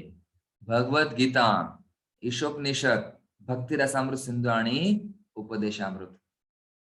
आणि मग जीवनासाठी, जीवन जगण्यासाठी मग गीता आहे, भागवतम आहे, चैतन्य चरितामृत आहे, भक्ती रसामृत सिंधू आहेत. आणि मग श्रुती श्रवण करण्यासाठी ईशोपनिषद, स्मृती म्हणजे भगवद्गीता पण आहे, आणि न्याय म्हणजेच श्रीमद भागवतम. त्याच्यात काही गोष्टी दिलेल्या आहेत. न्याय कशा प्रकारे वागायचं, प्रल्हाद महाराज, ध्रुव महाराज, इतर पृथू महाराज, इतर गोष्टी सांगितल्या गेल्या आहेत. कुठे कुठे न्याय नियमाचं पालन करायचं, हे सर्व गोष्टी भागवतामध्ये दिलेल्या आहेत. आणि 4च ग्रंथ पुरेसे आहेत.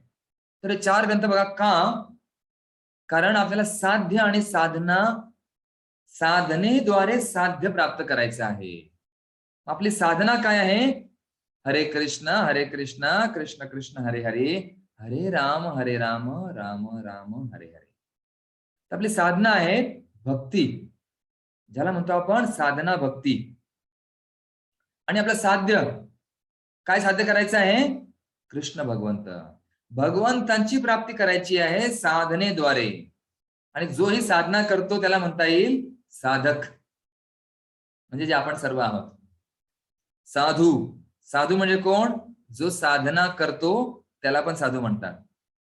या ठिकाणी बरेच काही मुलं पण आहेत, काही माताजी आहेत, काही प्रभूजी, सर्वजण साधूच आहेत ना. आपण साधू म्हणजे फक्त दाढी आहे, जटा आहे, भगवे कपडे, त्याला साधू म्हणता येणार नाही. साधना करतो त्याला पण म्हणतात साधू. तर आपण साध्य प्राप्ती करायची आहे. आणि भगवद्गीता आणि ईशोपनिषद द्वारा आपल्याला हे स्थापित होत आहे. भगवद्गीता काय म्हणते? अहम सर्वस्य प्रभो मत्ता सर्व प्रवर्तते, की माझ्या बाजू सर्व विश्व आलेले आहेत. मत्ता स्मृती ज्ञान अपोहनमच. भगवंत म्हणतात मी भगवंत काय करतात म्हणजे भगवंत हे साध्य आहे, ते गीता सांगते. कृष्ण कोण आहेत ते गीता वाचल्यावर कळतं. आणि ईशोपनिषद मध्ये कोण आहे? ओम पूर्णमदम पूर्णमिदम पूर्णात पूर्णमुदच्यते पूर्णस्य पूर्णमादाय पूर्णमेवावशिष्यते. भगवंत पूर्ण आहेत. तद दूरे तद अंतिके, दूर पण आहेत, जवळ पण आहेत, आणि त्याचे चरण आपल्याला प्राप्ती करायचे. हे ईशोपनिषद स्पष्ट करतं. साध्य आणि साधना पण भक्ती रसामृत सिंधू मध्ये साधना कशी करायची आणि उपदेशामृत मध्ये साधना कशी करायची नियम दिलेले आहेत. सर्व कसं बोलायचं, कसं राहायचं, कसं खायचं, कसं प्यायचं, असे नियम भक्ती रसामृत सिंधू मध्ये सांगितले. दंडवत कसा करायचा, 5 रस कुठले आहेत, 12 रस कोणते आहेत, हे सर्व नियम वगैरे साधना ही आपल्याला उपदेशामृत मध्ये स्पष्ट केलेली आहे. समजलं? साध्य आणि साधना या 4 ग्रंथाद्वारे सर्व काही आपल्याला दिलेलं आहे. श्रील प्रभुपाद की जय. आणि प्रभुपादांच्या कृपेने हे आपल्याला सर्व घर बसल्या प्राप्त होत आहे. सर्व गोष्टी दिलेल्या आहेत. आता थोडक्यात त्यासाठी काही नियम पण आहेत. आपण आजच्या दिवशी पाहूया. थोडक्यात मी तुम्हाला पाहिजे नियम सांगितले होते, ग्रुपवर पण पाठवले होते. काही नियम आपण वाचूया जे आपण ग्रुपमध्ये सांगण्यात आलेले आहेत. काही भक्तांनी जे रेकमेंडेशन आहेत, ज्याला म्हणतो स्टुडंट्स कोड्स ऑफ कंडक्ट, विद्यार्थ्यांची आचारसंहिता किंवा नियमावली, त्याच्यावर बऱ्याच जणांनी सह्या केलेल्या आहेत. अजून काही भक्तांच्या सह्या झालेल्या नाहीत. तर का त्याच्यावर सही घेण्याचा मागचा उद्देश आहे की आपल्याला भक्तिशास्त्रीचे नियम पालन करणं आवश्यक आहे, वेळेवर उपस्थित राहणं आवश्यक आहे, व्हिडिओ ऑन ठेवणं, जसं आपल्या पाठीमागे योग्य ते वातावरण असणं, नंतर नेट वगैरे पूर्ण चार्ज असणं, किंवा काही भक्त घराच्या पाठीमागे किचन मध्ये बसून नको, की आपल्या घरात पाठीमागे वस्तू दिसत आहेत. काही भक्ताच्या घरी पंखे दिसत आहेत, काहींच्या घरी पाठीमागे फोटो आहे, काहींच्या माळ्यावरती वस्तू ठेवलेल्या आहेत. एकतर प्लेन, कारण पडदा पाहिजे किंवा भिंत पाहिजे पाठीमागे, किंवा मग नाहीतर बाथरूमचा दरवाजा दिसतोय कोणाचा, कोणी झाड्या करतायत, कोणी जात आहेत, अशा वस्तू दिसता कामा नये. कारण या ठिकाणी आपण जवळपास आता 76 भक्त या लोकेशन्स आहेत, जवळपास 100-110 भक्त आहोत. मग ते भक्त कधी काही भक्त पाहत असतात. जसं झूम मध्ये सकाळी जपाच्या वेळेस काही भक्त जप सोडून ते पाहत असतात कोण कोण आहे. काही भक्तांना सवय असते ती पाहणं वगैरे, तर ते पाहणं पण योग्य नाही. आपण या ठिकाणी श्रवणासाठी आलेलो आहोत. आता काही भक्त म्हणतात आम्हाला ग्रुपमध्ये ऍड करा. तर थोडक्यात काही भक्तांनी फॉर्म भरलेला आहे, काही भक्त ग्रुपमध्ये आहेत पण फॉर्म भरलेला नाही. तर ग्रुपचा मी तुम्हाला आधी ग्रुपमध्ये पुन्हा एकदा फॉर्म पाठवेल. सर्वांनी फॉर्म भरणं गरजेचं आहे किंवा कोणाकडनं भरून घ्या आणि सर्व नियमाचं पालन करणं आवश्यक आहे. थोडक्यात काही नियम तुम्हाला मी वाचून दाखवतो. हिंदीमध्ये आपण त्याच्यावर सही केली होती. स्टुडंट्स कोड्स ऑफ कंडक्ट, संपूर्ण कोर्समध्ये मी उपस्थित राहील आणि आपलं योगदान करण्यासाठी किंवा काहींना जर आम्ही विचारलं प्रश्न तर आपला हात वर करायचा किंवा मग डिजिटल हात वर करायचा. हळूहळू तुम्ही शिकून घ्या इतर भक्तांकडून, ज्यांना माहिती झूमचे काही नियम वगैरे आहेत त्याचे. डिजिटल हात वर कसा करायचा किंवा आपला हात शक्यतो डिजिटल हात वर करायचा, जेणेकरून आम्हाला दिसतं. जसा विश्वंभर निमाईप्रमाणे हात वर केलेला आहे. काही प्रश्न असेल तर शेवटी प्रश्न घेऊया आपण 10 मिनिटं शेवटचे. तर असा हात वर करायचा आणि कोर्स सुरू असताना आपल्याला वैष्णव पोशाख म्हणजे धोती कुर्ता असलं तर छान, माताजीने साडी घालणं किंवा डोक्यावर पदर असणं आवश्यक आहे, तिलक लावणं आवश्यक आहे. या गोष्टी महत्वाच्या आहेत. आणि समजा एखादी भक्तांनी विषय सांगितला एखादी, ते कोणाला नाही आवडलं तर आपण इथे त्याचं खंडन करायचं नाही. त्याचा अंतिम निर्णय आम्ही सांगू चर्चा करून. आणि ज्या काही गोष्टी इथं आपण शिकवतो आहेत, काही आपण उदाहरण देऊया, समजावून सांगूया, ते कृपया गोपनीय ठेवायचं आहे. म्हणजे एखादी उदाहरण आम्ही दिलं आपल्याला, तुम्ही सांगत सुटाल असं बोलले प्रभूजी, तसं बोलले, ते नाही. ते आपल्यासाठी आहेत, आपल्या ज्ञानात भर घालण्यासाठी आहे. आणि जे काही गोष्टी असतील त्या स्वीकारणं आवश्यक आहे. पुन्हा शेवटचा नियम असा आहे की समजा काहींनी जर पूर्ण कोर्स झाला नाही, त्याची फीस पूर्ण परत मिळणार नाही. लवकरच एका आठवड्याच्या आत किंवा पुढच्या आठवड्यापर्यंत तुम्ही निर्णय ठरवा. पूर्ण कोर्स जमेल का नाही, पूर्ण करता येईल का नाही, ते विचार करूनच आपण जॉईन करा. आणि व्हिडिओ ऑन ठेवणं गरजेचं आहे. जर तुम्हाला काही समस्या असेल तर आमच्याशी संपर्क करा. ग्रुपवरती असे कुठले प्रश्न विचारू नका. आम्हाला वैयक्तिक तुम्ही प्रश्न विचारू शकता काही. जर भक्तिशास्त्री संबंधी जनरल प्रश्न असतील ग्रुपवर विचारा, तुम्हाला आम्ही त्याचे उत्तर ग्रुपवर देऊ शकतो. सर्वांना त्याचा लाभ होईल. आणि शेवटी बघा, मैं सत्यनिष्ठापूर्वक यह घोषित करता हूं कि मैंने उपरोक्त सभी नियम समझ लिए हैं, मुझे सभी स्वीकार हैं और मैं उनका पूरी तरह से पालन करूंगा या करूंगी. म्हणजे अंतिम निर्णय जो आहे तो आमच्याकडे असेल. एखादी भक्ताचं जर गैरवर्तणूक दिसेल, कोणी सारखा व्हिडिओ ऑफ ठेवतो आहे, कोऑर्डिनेटरचं ऐकत नाही, लक्ष देत नाही, मध्ये मध्ये फिरत असतो, आम्हाला इथं कळतंय. जसं सुरू करताना काही भक्त फिरत होते, आता स्थिर झालेले आहेत. त्यांना आम्ही लगेच डिलीट पण करू शकतो, रिमूव्ह करता येईल. आता एक जुने भक्त कोर्समध्ये जॉईन झाले होते, त्यांना आम्ही रिमूव्ह केलं लगेच. हा श्रवणासाठी नाही आहे, हे अध्ययनासाठी आहे. अध्ययन म्हणजेच आपल्याला गंभीर व्हायचं आहे. प्रभुपादांच्या ग्रंथामध्ये आपल्याला बुडायचं आहे, समजून घ्यायचं आहे प्रभुपादांनी एवढी मेहनत का केलेली आहे. असं नाही की फक्त मला ब्राह्मण दीक्षा घ्यायची म्हणून भक्तिशास्त्र करायचं आहे, असा उद्देश असेल तर थोडा चुकीचा उद्देश आहे.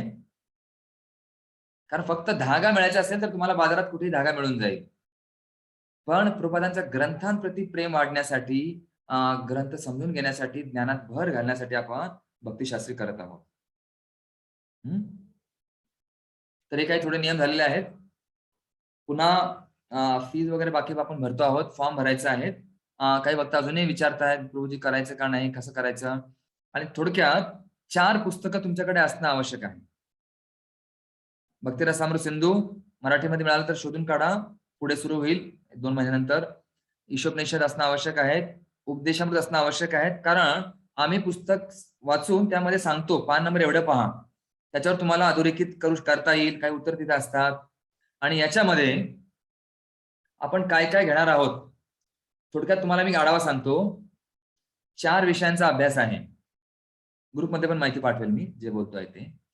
4 विषय आहेत आणि जवळपास 96 आठवडे, लक्षात घ्या, 96 आठवडे आपण चर्चा करणार आहोत. आणि मागच्या वेळेस 188 तास आम्ही घेतलं होतं, यावेळेस थोडेसे वाढवू, जवळपास 200 तासांपेक्षा अधिक तास आपण घेणार आहोत. कारण मागच्या वेळेस कोर्स 11 महिन्यात संपला होता, यावेळेस कोर्स 15 महिन्यात संपेल, कारण तुम्हाला वेळ देऊ अभ्यास करण्यासाठी. आणि याच्यामध्ये प्रश्नोत्तर तुम्हाला लिहावे लागतील. तुम्हाला प्रश्न पाठवू, ते उत्तर लिहून तेवढेच प्रश्न, त्यांच्यापैकीच काही प्रश्न परीक्षेमध्ये पडतील. परीक्षेचे काही नियम पण तुम्हाला सांगू. एकूण 700 पण, आणि आपला श्लोक काही पाठांतर, श्लोक पठण पण असेल. जसं उपदेशामृतचे श्लोक तुम्हाला मी ग्रुपवरती पाठवेल, ते श्लोक पाठ करून त्याची श्लोक परीक्षा पण असेल. एकूण आणि 600 प्रश्न तुम्हाला सोडवायचे आहेत, श्लोक पाठ करायचे आहेत. ईशोपनिषदमध्ये 3 श्लोक आहेत, उपदेशामृतमध्ये 3 श्लोक आहेत, गीतेमध्ये 24 श्लोक आहेत. अशा प्रकारे तुम्हाला जवळपास 40-45 श्लोक पाठ करायचे आहेत.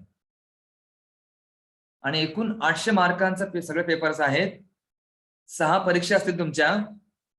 गीतेच्या 3 परीक्षा, भक्तिरसामृत सिंधू, उपदेशामृत, ईशोपनिषद एक परीक्षा, हे 3 विषय, आणि गीतेच्या 3, अशा 6 परीक्षा तुमच्या लेखी परीक्षा होतील ऑनलाईन. नंतर निबंध तुम्हाला लिहायचे आहेत. आता ज्या भक्तांना लिहिता वाचता येत नाही, असे काही भक्त असतील, त्यांची तोंडी परीक्षा, जसं वय झालेलं असेल फार, 60च्या पुढे पण काही माताजी आहेत, एकदम माताजींनी फोन केला होता, तर त्यांचा आम्ही तोंडी परीक्षा घेऊ. त्यांना फोन करून वगैरे तशा प्रकारे तोंडी परीक्षा घेता येईल. निबंध तुम्हाला लिहायचे आहेत. जवळपास प्रत्येक विषयाला 1 निबंध, असे 6 निबंध तुम्हाला लिहायचे आहेत. समजलं सगळ्यांना? त्याचे क्लास वगैरे सर्व शेड्यूल तुम्हाला मी नंतर हळूहळू पाठवेल. आता कोणाचे काही प्रश्न असतील तर प्रश्न आपण विचारू शकता. थोडक्यात नियम पालन करायचं आहे. आणि जसं एक सांगतो तुम्हाला, शक्यतो समोरून लाईट असणं आवश्यक आहे, पाठीमागे लाईट नको. पाठीमागे जर लाईट असेल तर ते आम्हाला तुम्ही व्यवस्थित दिसत नाही. जसं एक उबाळे प्रभूजी आहे, जयश्री उबाळे माताजी, तुमच्या पाठीमागे लाईट सुरू आहे, तुमचा चेहरा पूर्ण काळा दिसतो. समोरून लाईट असणं आवश्यक आहे. असे काही नियम जे आहेत तुम्ही हळूहळू शिकून घ्या. ऑनलाईन तुम्हाला सवय नसेल, काही भक्तांना फॉर्म भरता नाही आला तर एखाद्या भक्ताची मदत घ्या किंवा आम्हाला फोन करा. आता एक भक्त आहेत, त्यांचा चेहरा दिसत नाहीये. शक्यतो आपण केंद्रस्थानी असणं आवश्यक आहे. थोडं सेटिंग करा. बघा मी कसं केंद्रस्थानी आहे, लगेच मी लॅपटॉप वगैरे सेट करतो व्यवस्थित. हे आपल्याला हळूहळू समजलं पाहिजे, आपण शिकलं पाहिजे. हे प्रयत्न करा. काही जणांना झूम नवीन असेल. आता एका भक्ताचं फक्त मला केस दिसत आहेत, त्यांचं नाव सांगत नाही. थोडं मध्यभागी असणं आवश्यक आहे. आता मी कसं ओळखू आता कोण आहे? आणि अजून एक नियम आहे, तर आपलं झूम ऑन करताना सुरुवातीला तिथं नाव विचारतात, तर आपलं नाव टाकणं आवश्यक आहे. आता या ठिकाणी बऱ्याच जणांची नावं आहे व्यवस्थित, फक्त काही भक्तांचं नाव Oppo F19 आहे, कोणाचं रेडमी आहे, असे नाव आपले ते आहेत. तसं नको, आपलं नाव टाकणं आवश्यक आहे. एकाचं QCM BTD आहे.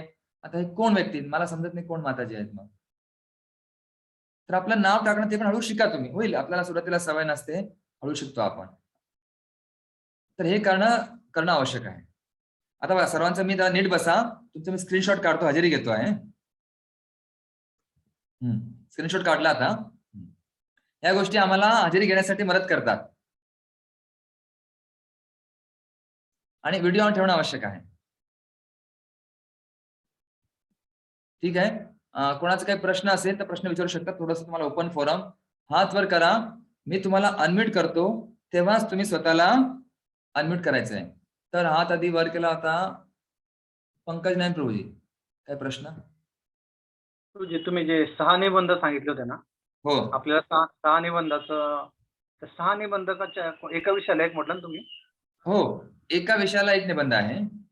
तर आपले सब्जेक्ट 4 आहे ना, ऍक्च्युली 4 बुक्स आहे. गीतेमध्ये 3 भाग आहेत. धन्यवाद प्रभूजी. हा, जसं गीतेमध्ये हा. 3 परीक्षा आहेत. पहिले 6 अध्याय, दुसरे 6 आणि शेवटचे 6. अच्छा अच्छा. त्याच्यावर 3, गीतेवर 3 निबंध आहेत. गीतेवरती 3 आणि एक ईशोपनिषद आणि आणि 3 उपदेशामृत. भक्तिरसामृत सिंधू 1, ईशोपनिषद 1 आणि उपदेशामृत 1. हो, आणि याच्यावर आपण तुम्हाला 3 प्रश्न देणार आहोत. 3 पैकी तुम्हाला एक निवडायचा आहे. अच्छा अच्छा. ते कसं लिहायचं सर्व तुम्हाला हळूहळू आम्ही सांगूया. सर्व नियम आपल्याकडे ठरलेले आहेत. तुम्हाला ग्रुपवरती मिळून जातील. येस. धन्यवाद सर. थँक्यू. हरे कृष्ण. दीनवत्सल प्रभू.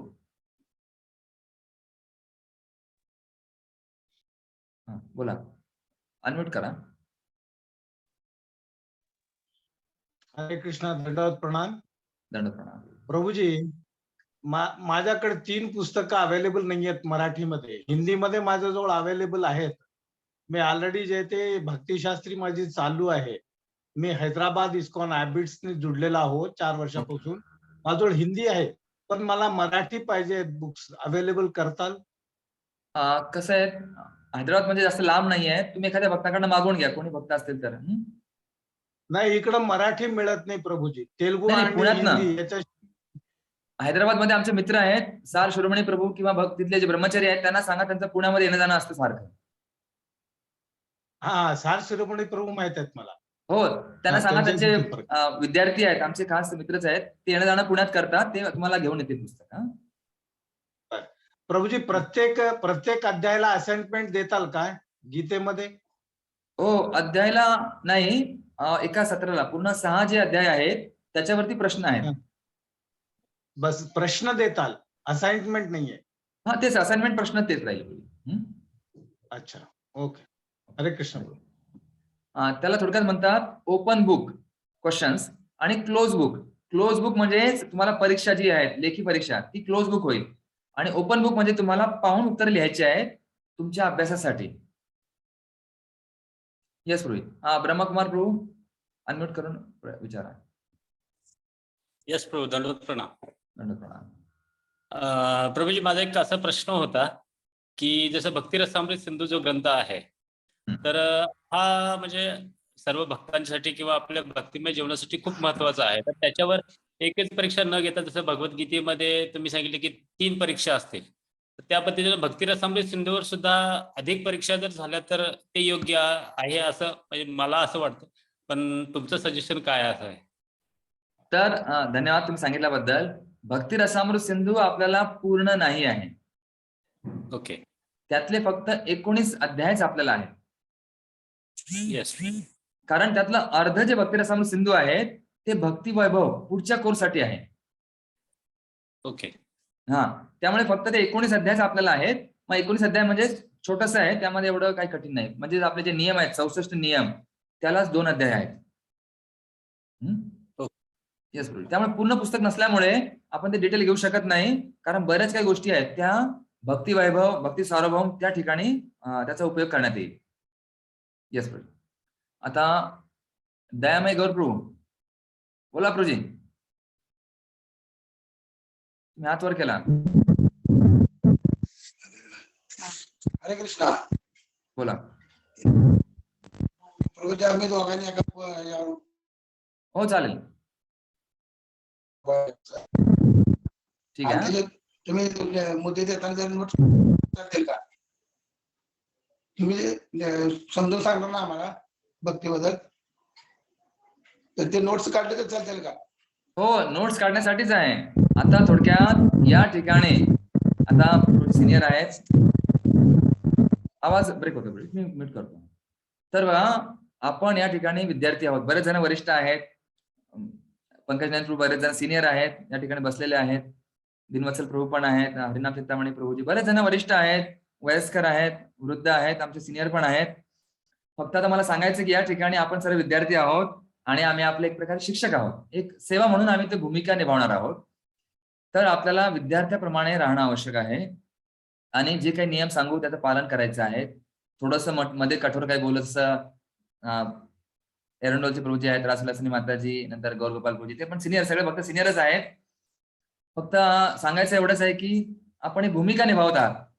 एक प्रकारे ड्रामा हा सुरू आहे की आपण एक विद्यार्थी म्हणून आहात, मी शिक्षक या ठिकाणी आहे, बाकी आमचे शिक्षक धर्मराज प्रभूजी आहेत, दामोदर सखा प्रभूजी येतील, सुंदर चैतन्य महाराज येतील. तर आपल्याला विद्यार्थ्याप्रमाणे राहून विचारू शकता आपण, जे माहिती आहे, आमचा अनुभव आहे, आम्ही सांगायचा प्रयत्न करूया. तर तुम्ही पण शेअर करू शकता मध्ये मध्ये तुम्हाला जेव्हा विचारण्यात येईल तेव्हा. तर आपल्याला विद्यार्थी म्हणजे त्याच्याकडे पेन असणं आवश्यक आहे, नोटबुक असणं आवश्यक आहे आणि प्रत्येक गोष्ट त्याने नोट करणं आवश्यक आहे.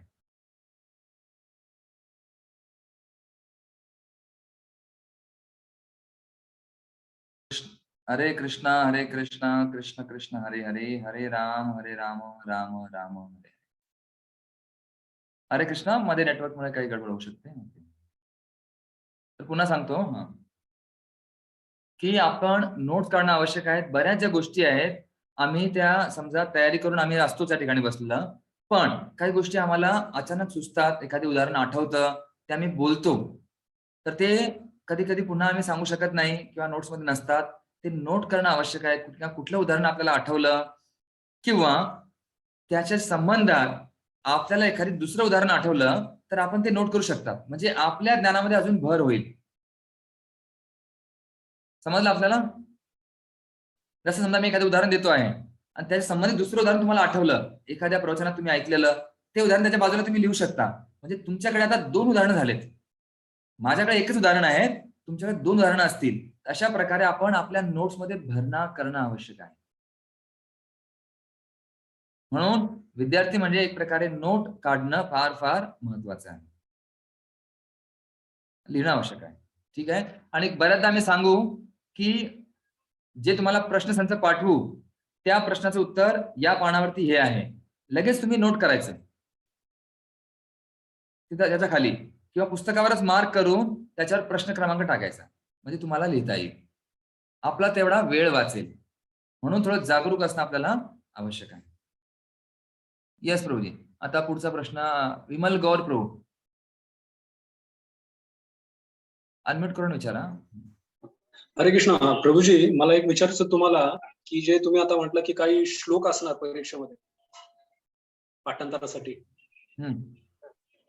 तर ते आम्हाला आधीच जर मिळाले तर ते नंबर्स मिळाले तर आम्ही म्हणजे चांगल्या प्रकारे पाठ करू शकतो. हो, तर दर महिन्याला तुम्हाला काही श्लोक वगैरे प्रश्नसंच असं देण्यात येईल. ती व्यवस्था सगळी आहे. तुम्ही बिझी राहाल, तुम्ही व्यस्त राहाल, ती काळजी आमची. तुम्हाला श्लोक सुरू होईल, आता लगेच मी तुम्हाला पाठवत नाही. प्रश्नसंच पण तुम्हाला पाठवण्यात येईल, श्लोक पण तुम्हाला पाठ करावे लागतील त्याचा अर्थासहित, आणि ते कसे पाठवायचे त्याचे नियम पण आहेत. सर्व गोष्टी तुम्हाला ग्रुपवरती मिळत जातील. फक्त एक सूचना आहे की ग्रुपवरती कुठलेही मेसेज वगैरे पाठवू नका. गुड मॉर्निंग, हरे कृष्णा, ह्या ठिकाणी प्रवचन चालू आहे, ते आमच्याकडे उत्सव केला, घरचे फोटो काही पाठवायचं नाही. फक्त भक्ती शास्त्री संबंधित, नाहीतर आपल्याला आम्ही रिमूव्ह करू, ग्रुपमधनं आपल्याला लगेच काढून टाकू. तिथे फक्त प्रश्न विचारा तुम्ही, काही तुम्हाला महाप्रभू याचं उत्तर सापडलं नाही, हे मिळालं नाही, तसं आदान प्रदान आपल्याला करता येईल. श्लोक आम्ही तुम्हाला पाठवूया, कुठले श्लोक आहेत, काय आहेत. आता शुभलक्ष्मी माताजी विचारा, अनम्यूट करून विचारा. त्यांनी हात वर केला.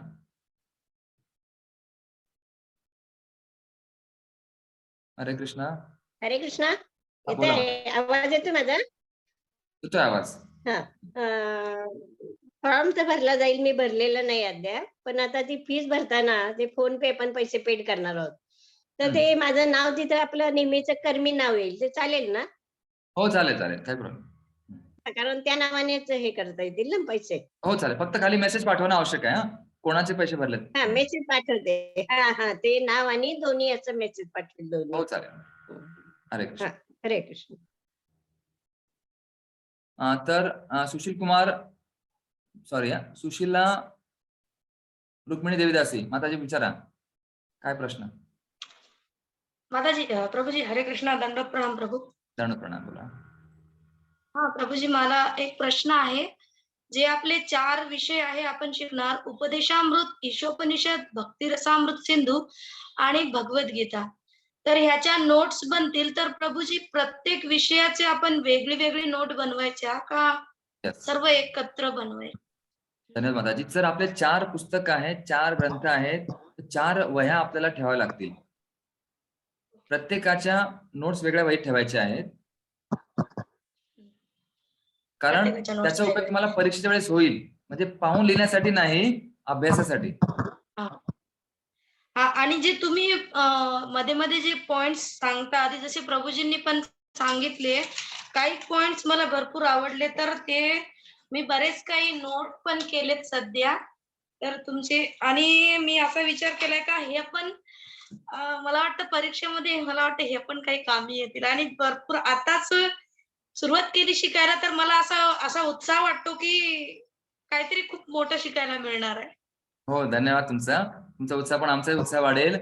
तर परीक्षेमध्ये जे आहे, तुम्हाला जे प्रश्न संच आम्ही पाठवू, तेवढ्याच प्रश्नांपैकी प्रश्न येणार आहेत.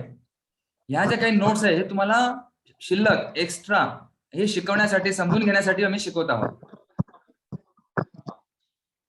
खूप सुंदर प्रभूजी, धन्यवाद थँक्यू. आणि माताजी. मी महाराष्ट्रामध्ये प्रभूजी, मी विशाखापट्टणमला असते, आंध्रामध्ये. ओके. तर तुम्ही जो ग्रुप बनवायच्या गोष्टी केल्या, तर मला प्रश्न पडला मी कुठल्या ग्रुपमध्ये जाईल, कारण तुम्ही नाही, म्हणजे का आम्ही सगळे ग्रुपमध्ये, ओळखीवाले एकत्र राहतात. तसं नाही, झूम नुसार आम्ही ग्रुप बनवूया. ते आम्ही आधी अभ्यास करावा लागला आम्हाला, कारण बरेच जण वेगळ्या ठिकाणचे आहेत. कोणी हैदराबादचा आहे, कोणी आता तुम्ही विशाखापट्टणमचे आहेत, कोणी मुंबईचे आहेत, कोणी जळगाव, पाचोरा. आम्ही ते चर्चा करून आम्हाला ग्रुप बनावे लागतील आपल्याला समजण्यासाठी. ऑनलाईन ग्रुप असतील. आणि चालेल. प्रभूजी एक विचारायचं लास्ट, सुरुवातीला थोडं भजन कीर्तन काही होणार का आपल्या क्लासला सुरुवातीला? ओके, धन्यवाद. तुम्ही चांगलं सांगितलं. जसं गुरु नाही, शेवटचा प्रश्न माताजी. ठीक आहे.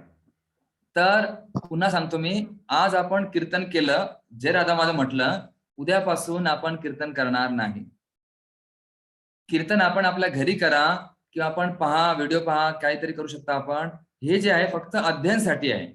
तर उद्यापासून आपण बरोबर 6:30ला सुरू करतो. आपण प्रार्थना म्हणतो आणि आपलं पुढचं शिकवणं सुरू करतो. कारण 2 तास याला पुरत नाही. तर कीर्तन वगैरे जे आहे ते आपण नंतर करा, भरपूर सुरूच असतं. हे खास अध्ययनासाठी आहे आणि आपल्याला सखोल जायचं आहे. समुद्रामध्ये आपण गोते खातो, आपण आपल्याला डीप जेवढा जाऊया. जसं भक्ती रसामृत सिंधू बद्दल सांगतो की जर समुद्रामध्ये काठावरती मीठ असतं, थोडं आतमध्ये गेल्यावर मासे मिळतात, आणि अजून जर सखोल डीप मध्ये गेलं तर रत्न, मोती मिळतात. तर तुम्हाला काय पाहिजे तुम्ही ठरवायचं आहे. मीठ पाहिजे, आतले मासे पाहिजे का मोती पाहिजे. तर जेवढं सखोल जाऊ आपण, तेवढे आपल्याला मोती, रत्न मिळतील, आणि एक एक प्रभुपादांचा शब्द, वाक्य आपल्याला समजेल, आणि प्रभुपादांच्या ग्रंथाप्रती प्रेम वाढेल. प्रभुपादांनी काय लिहिलेलं आहे, काय दिलेलं आहे आपल्याला. धन्यवाद माताजी, तुम्ही उत्साह आमचा वाढवला. भरपूर आम्ही तुम्हाला द्यायचा प्रयत्न करू. आता पुढे सती सावित्री माताजी, विचारा. हरे कृष्णा प्रभूजी, आवाज येतो ना? हो, येतो, बोला. हरे कृष्णा. हा प्रभूजी, आमचा ना हा जे टाइम आहे ना गुरुवारचा, आमचा सत्संग आठवड्याचा सत्संग असतो, आम्ही सेवेला जावं लागतं. तर टाइम चेंज करता येईल का थोडासा? आता आपला टाइम चेंज करायचा का तुमचा टाइम चेंज करायचा? आपला क्लासचा, आमचा नाही, आमचा गुरुवारचा असतो ना, होऊ शकत नाही आमच्याकडे. आता मला सांगा एक वेळा, थोडस उदाहरण, थोडस माझे उदाहरण असतात नेहमी. आता आपण कानानुसार सोनं बदलतो का सोन्यानुसार कान बदलतो आपण?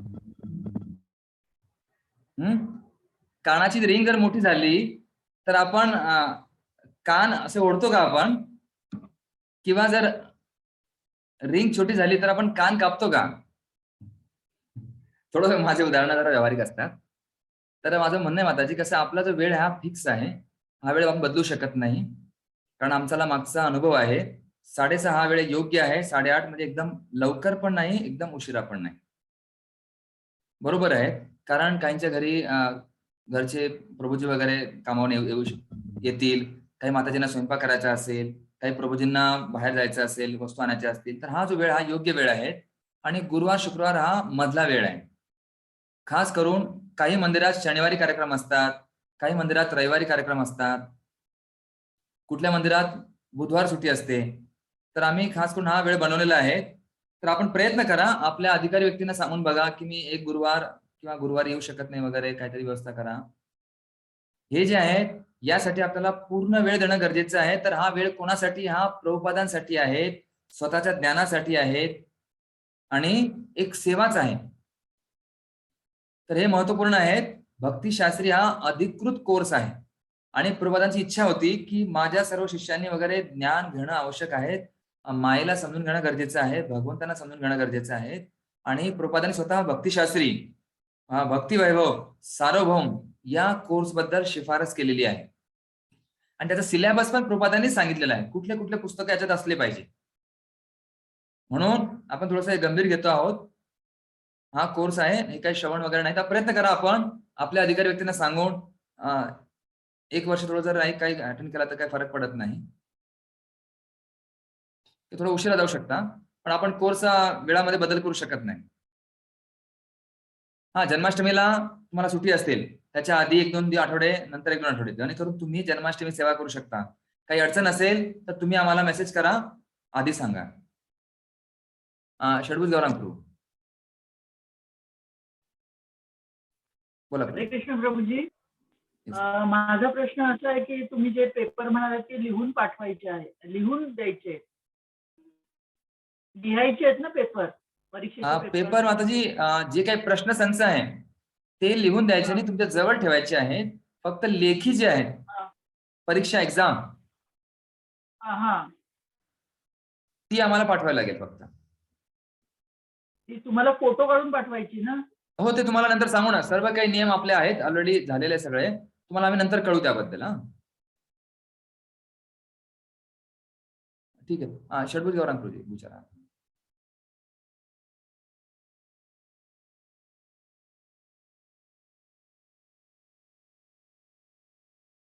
एक मिनिट. षडभुज गौरांग प्रभू सॉरी, अनम्यूट करा. येस, एकाच आयडीवर आहोत, मलाच प्रश्न विचारायचा होता. अच्छा, तुम्हीच का माताजी? Okay, sorry. ठीक आहे. अजून कोणाचा काही प्रश्न?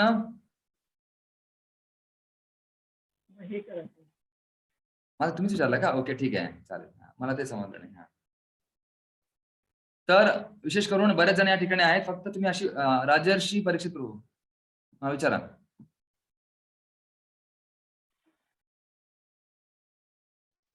ओके करा ना.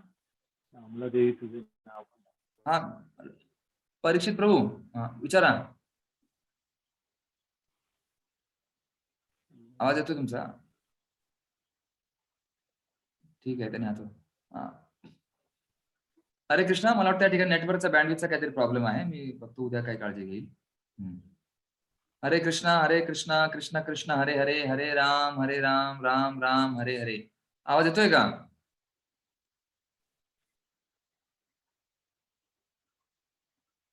हरे कृष्णा. सिंधुबाई पाटील माताजी विचारा. अनम्यूट करून विचारा माताजी.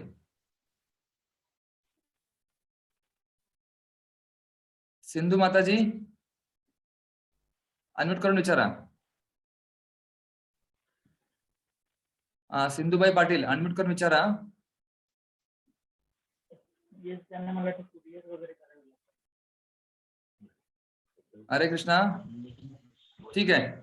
परीक्षित हरे प्रभू. कृष्णा. बोला माताजी. हरे कृष्णा. हरे कृष्णा बोला. म्हटलं वयामानानं थोडं लिहताना जमत नाही, अक्षर थोडं येत, तर चालेल का तसं? चालेल. केवढं लिहलं तर चालेल? हो, तुम्ही मुलाची मदत घ्या, सुनबाईची मदत घ्या, त्यांना पण थोडं सेवेत लावा ना. आले तर बरे ना. हो, नंतर हळू. जळगावला एकटी. हो, चालेल चालेल. आपण बोलू, नंतर भेटू मग. उद्या परवा चालेल. ठीक आहे, धन्यवाद. तर या ठिकाणी थांबूया आपण. ठीक आहे. ब्रह्मकुमार प्रभू शेवटचा प्रश्न. 1 मिनिट अनम्यूट करा. उद्यापासून आपला क्लास सुरू होईल. हो. तर त्याचे पहिलं आपण कोणत्या विषयावर घेणार? उपदेशामृत घेणार आहोत की हिशोबनिषेध? तर धन्यवाद.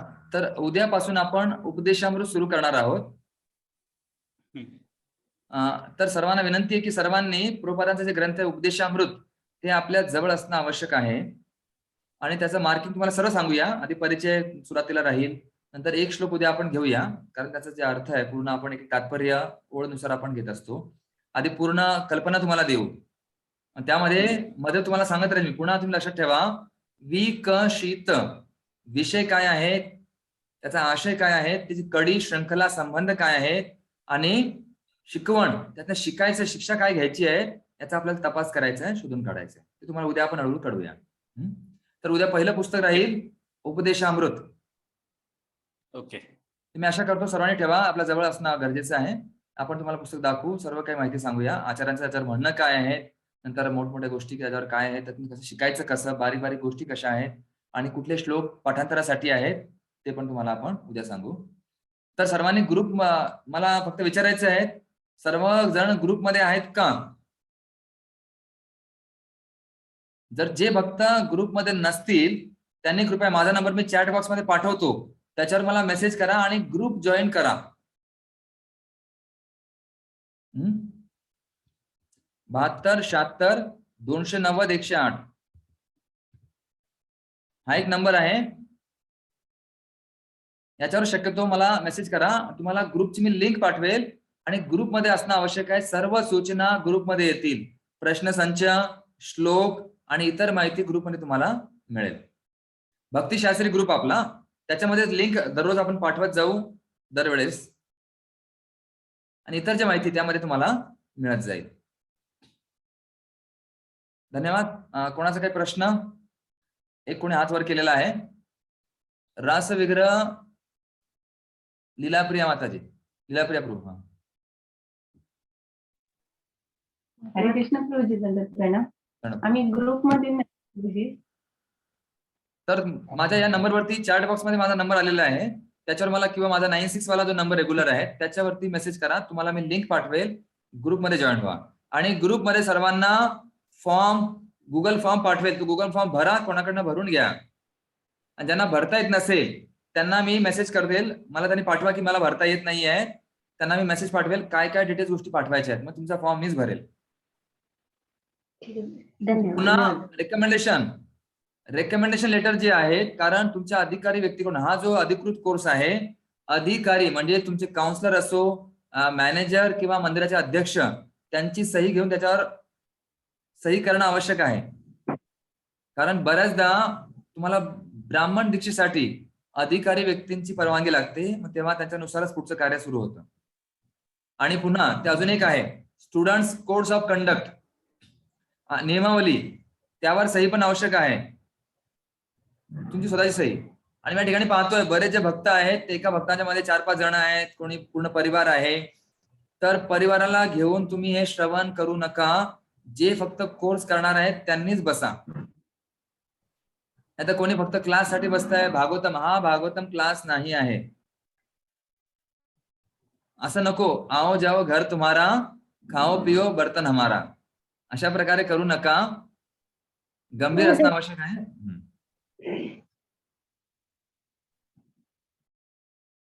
कारण तुमची हजेरी दररोज पाहूया आम्ही, आणि त्यानुसार कार्य करूया. सीता माता, प्रश्न विचारा, शेवटचा प्रश्न. हरे कृष्णा, दंडवत प्रणाम. दंडवत प्रणाम माताजी. हा, तर माझा हा प्रश्न आहे की आपण फीस थोडं ह्याच्यानुसार भरू शकतो का? हो, काही भक्तांना आम्ही परवानगी दिलेली आहे, ते समजा अर्धी फी आता भरा, अर्धी नंतर भरा, पण ते सर्वांनी नको. काही भक्तांना आम्ही सुविधा दिलेली आहे, ज्यांचा ओळखी आहे, ज्यांचा संबंध आहे मंदिराशी, त्यांच्याद्वारे आम्ही त्यांना सवलत दिलेली आहे. तुम्ही ते वैयक्तिक प्रश्न विचारा. कारण माझा फॉर्म काही भरलेला नाहीये, मी आता उद्या भरणार आहे, कारण मी दिंडीमध्ये होते त्याच्यामुळे काही माझ्याकडून हो, भरणं चालेल नाही झालं. चालेल, मला वैयक्तिक मेसेज करा तुम्ही. ठीक आहे, तर चालेल. आणि आपला वेळ जो आहे 6:25 ला जॉईन करा तुम्ही. काही भक्त 6:40 7 ला असं सध्या करू नका. 6:30 ला क्लास सुरू होईल आणि 8:30 ला बरोबर आपण संपवतो. फक्त कधी कधी एखाद्या वेळेस समजा कोणी गेस्ट आलं किंवा काही कारणास्तव थोडं 5 मिनिट लेट, 10 मिनिट लेट होऊ शकतं, पण शक्यतो लेट होत नाही आपलं, याची काळजी घ्यायची. आणि काहींकडे समजा आता इथून माझं नेटवर्क मध्ये मध्ये दाखवत आहे अनस्टेबल, नेटवर्क अनस्टेबल होऊ शकतं, कारण पावसाळा आहे, काही ठिकाणी वादळ असेल, कुठे लाईट गेलेली असेल. जसं आता एक भक्त आपल्या इथे बसलेले आहेत, त्यांच्या घरची लाईट गेलेली आहे, ते अंधारामध्ये पाहतायत, पण मी स्वीकार केला. धन्यवाद प्रभूजी आपलं. की आपण अंधारात सुद्धा ऐकतायत. चांगली गोष्ट आहे. आपली उत्सुकता पाहून, आपली आतुरता पाहून आमचा सुद्धा उत्साह वाढलेला आहे.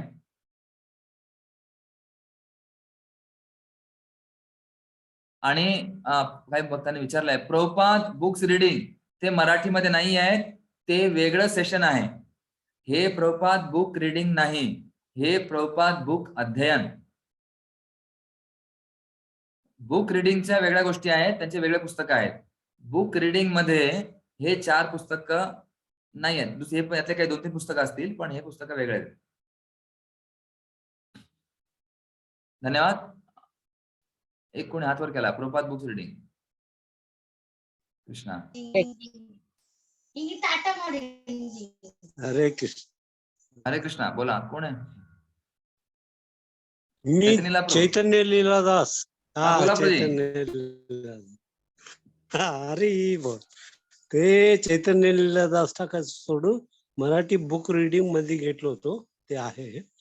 तर आता मला या प्रश्न आहे की माझ्याकडे 3 लोक आहेत, त्यांना उद्या जॉईन करून मग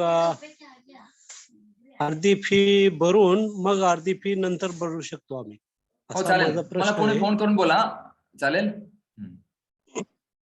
चालेल, ओके, हो, धन्यवाद. चालेल. ओके, धन्यवाद. हे बुक रिडिंग नाही आहे. जसं काही भक्तांना अजून समजलं नाही की बुक रिडिंग म्हणून जॉईन केलेलं असेल तर तुम्हाला हळूहळू समजेल. आता या ठिकाणी 73 लोकेशन्स आहेत, पण आपले 100 भक्त या ठिकाणी आहेत. ठीक आहे, या ठिकाणी थांबूया. आपले 8:15 झालेले आहेत. 8ची वेळ दिलेली होती तुम्हाला मी. उद्या आपला 6:30 वाजता पुन्हा भेटूया. आपण संध्याकाळी 8:30ला संपूया उपदेशामृत सहित.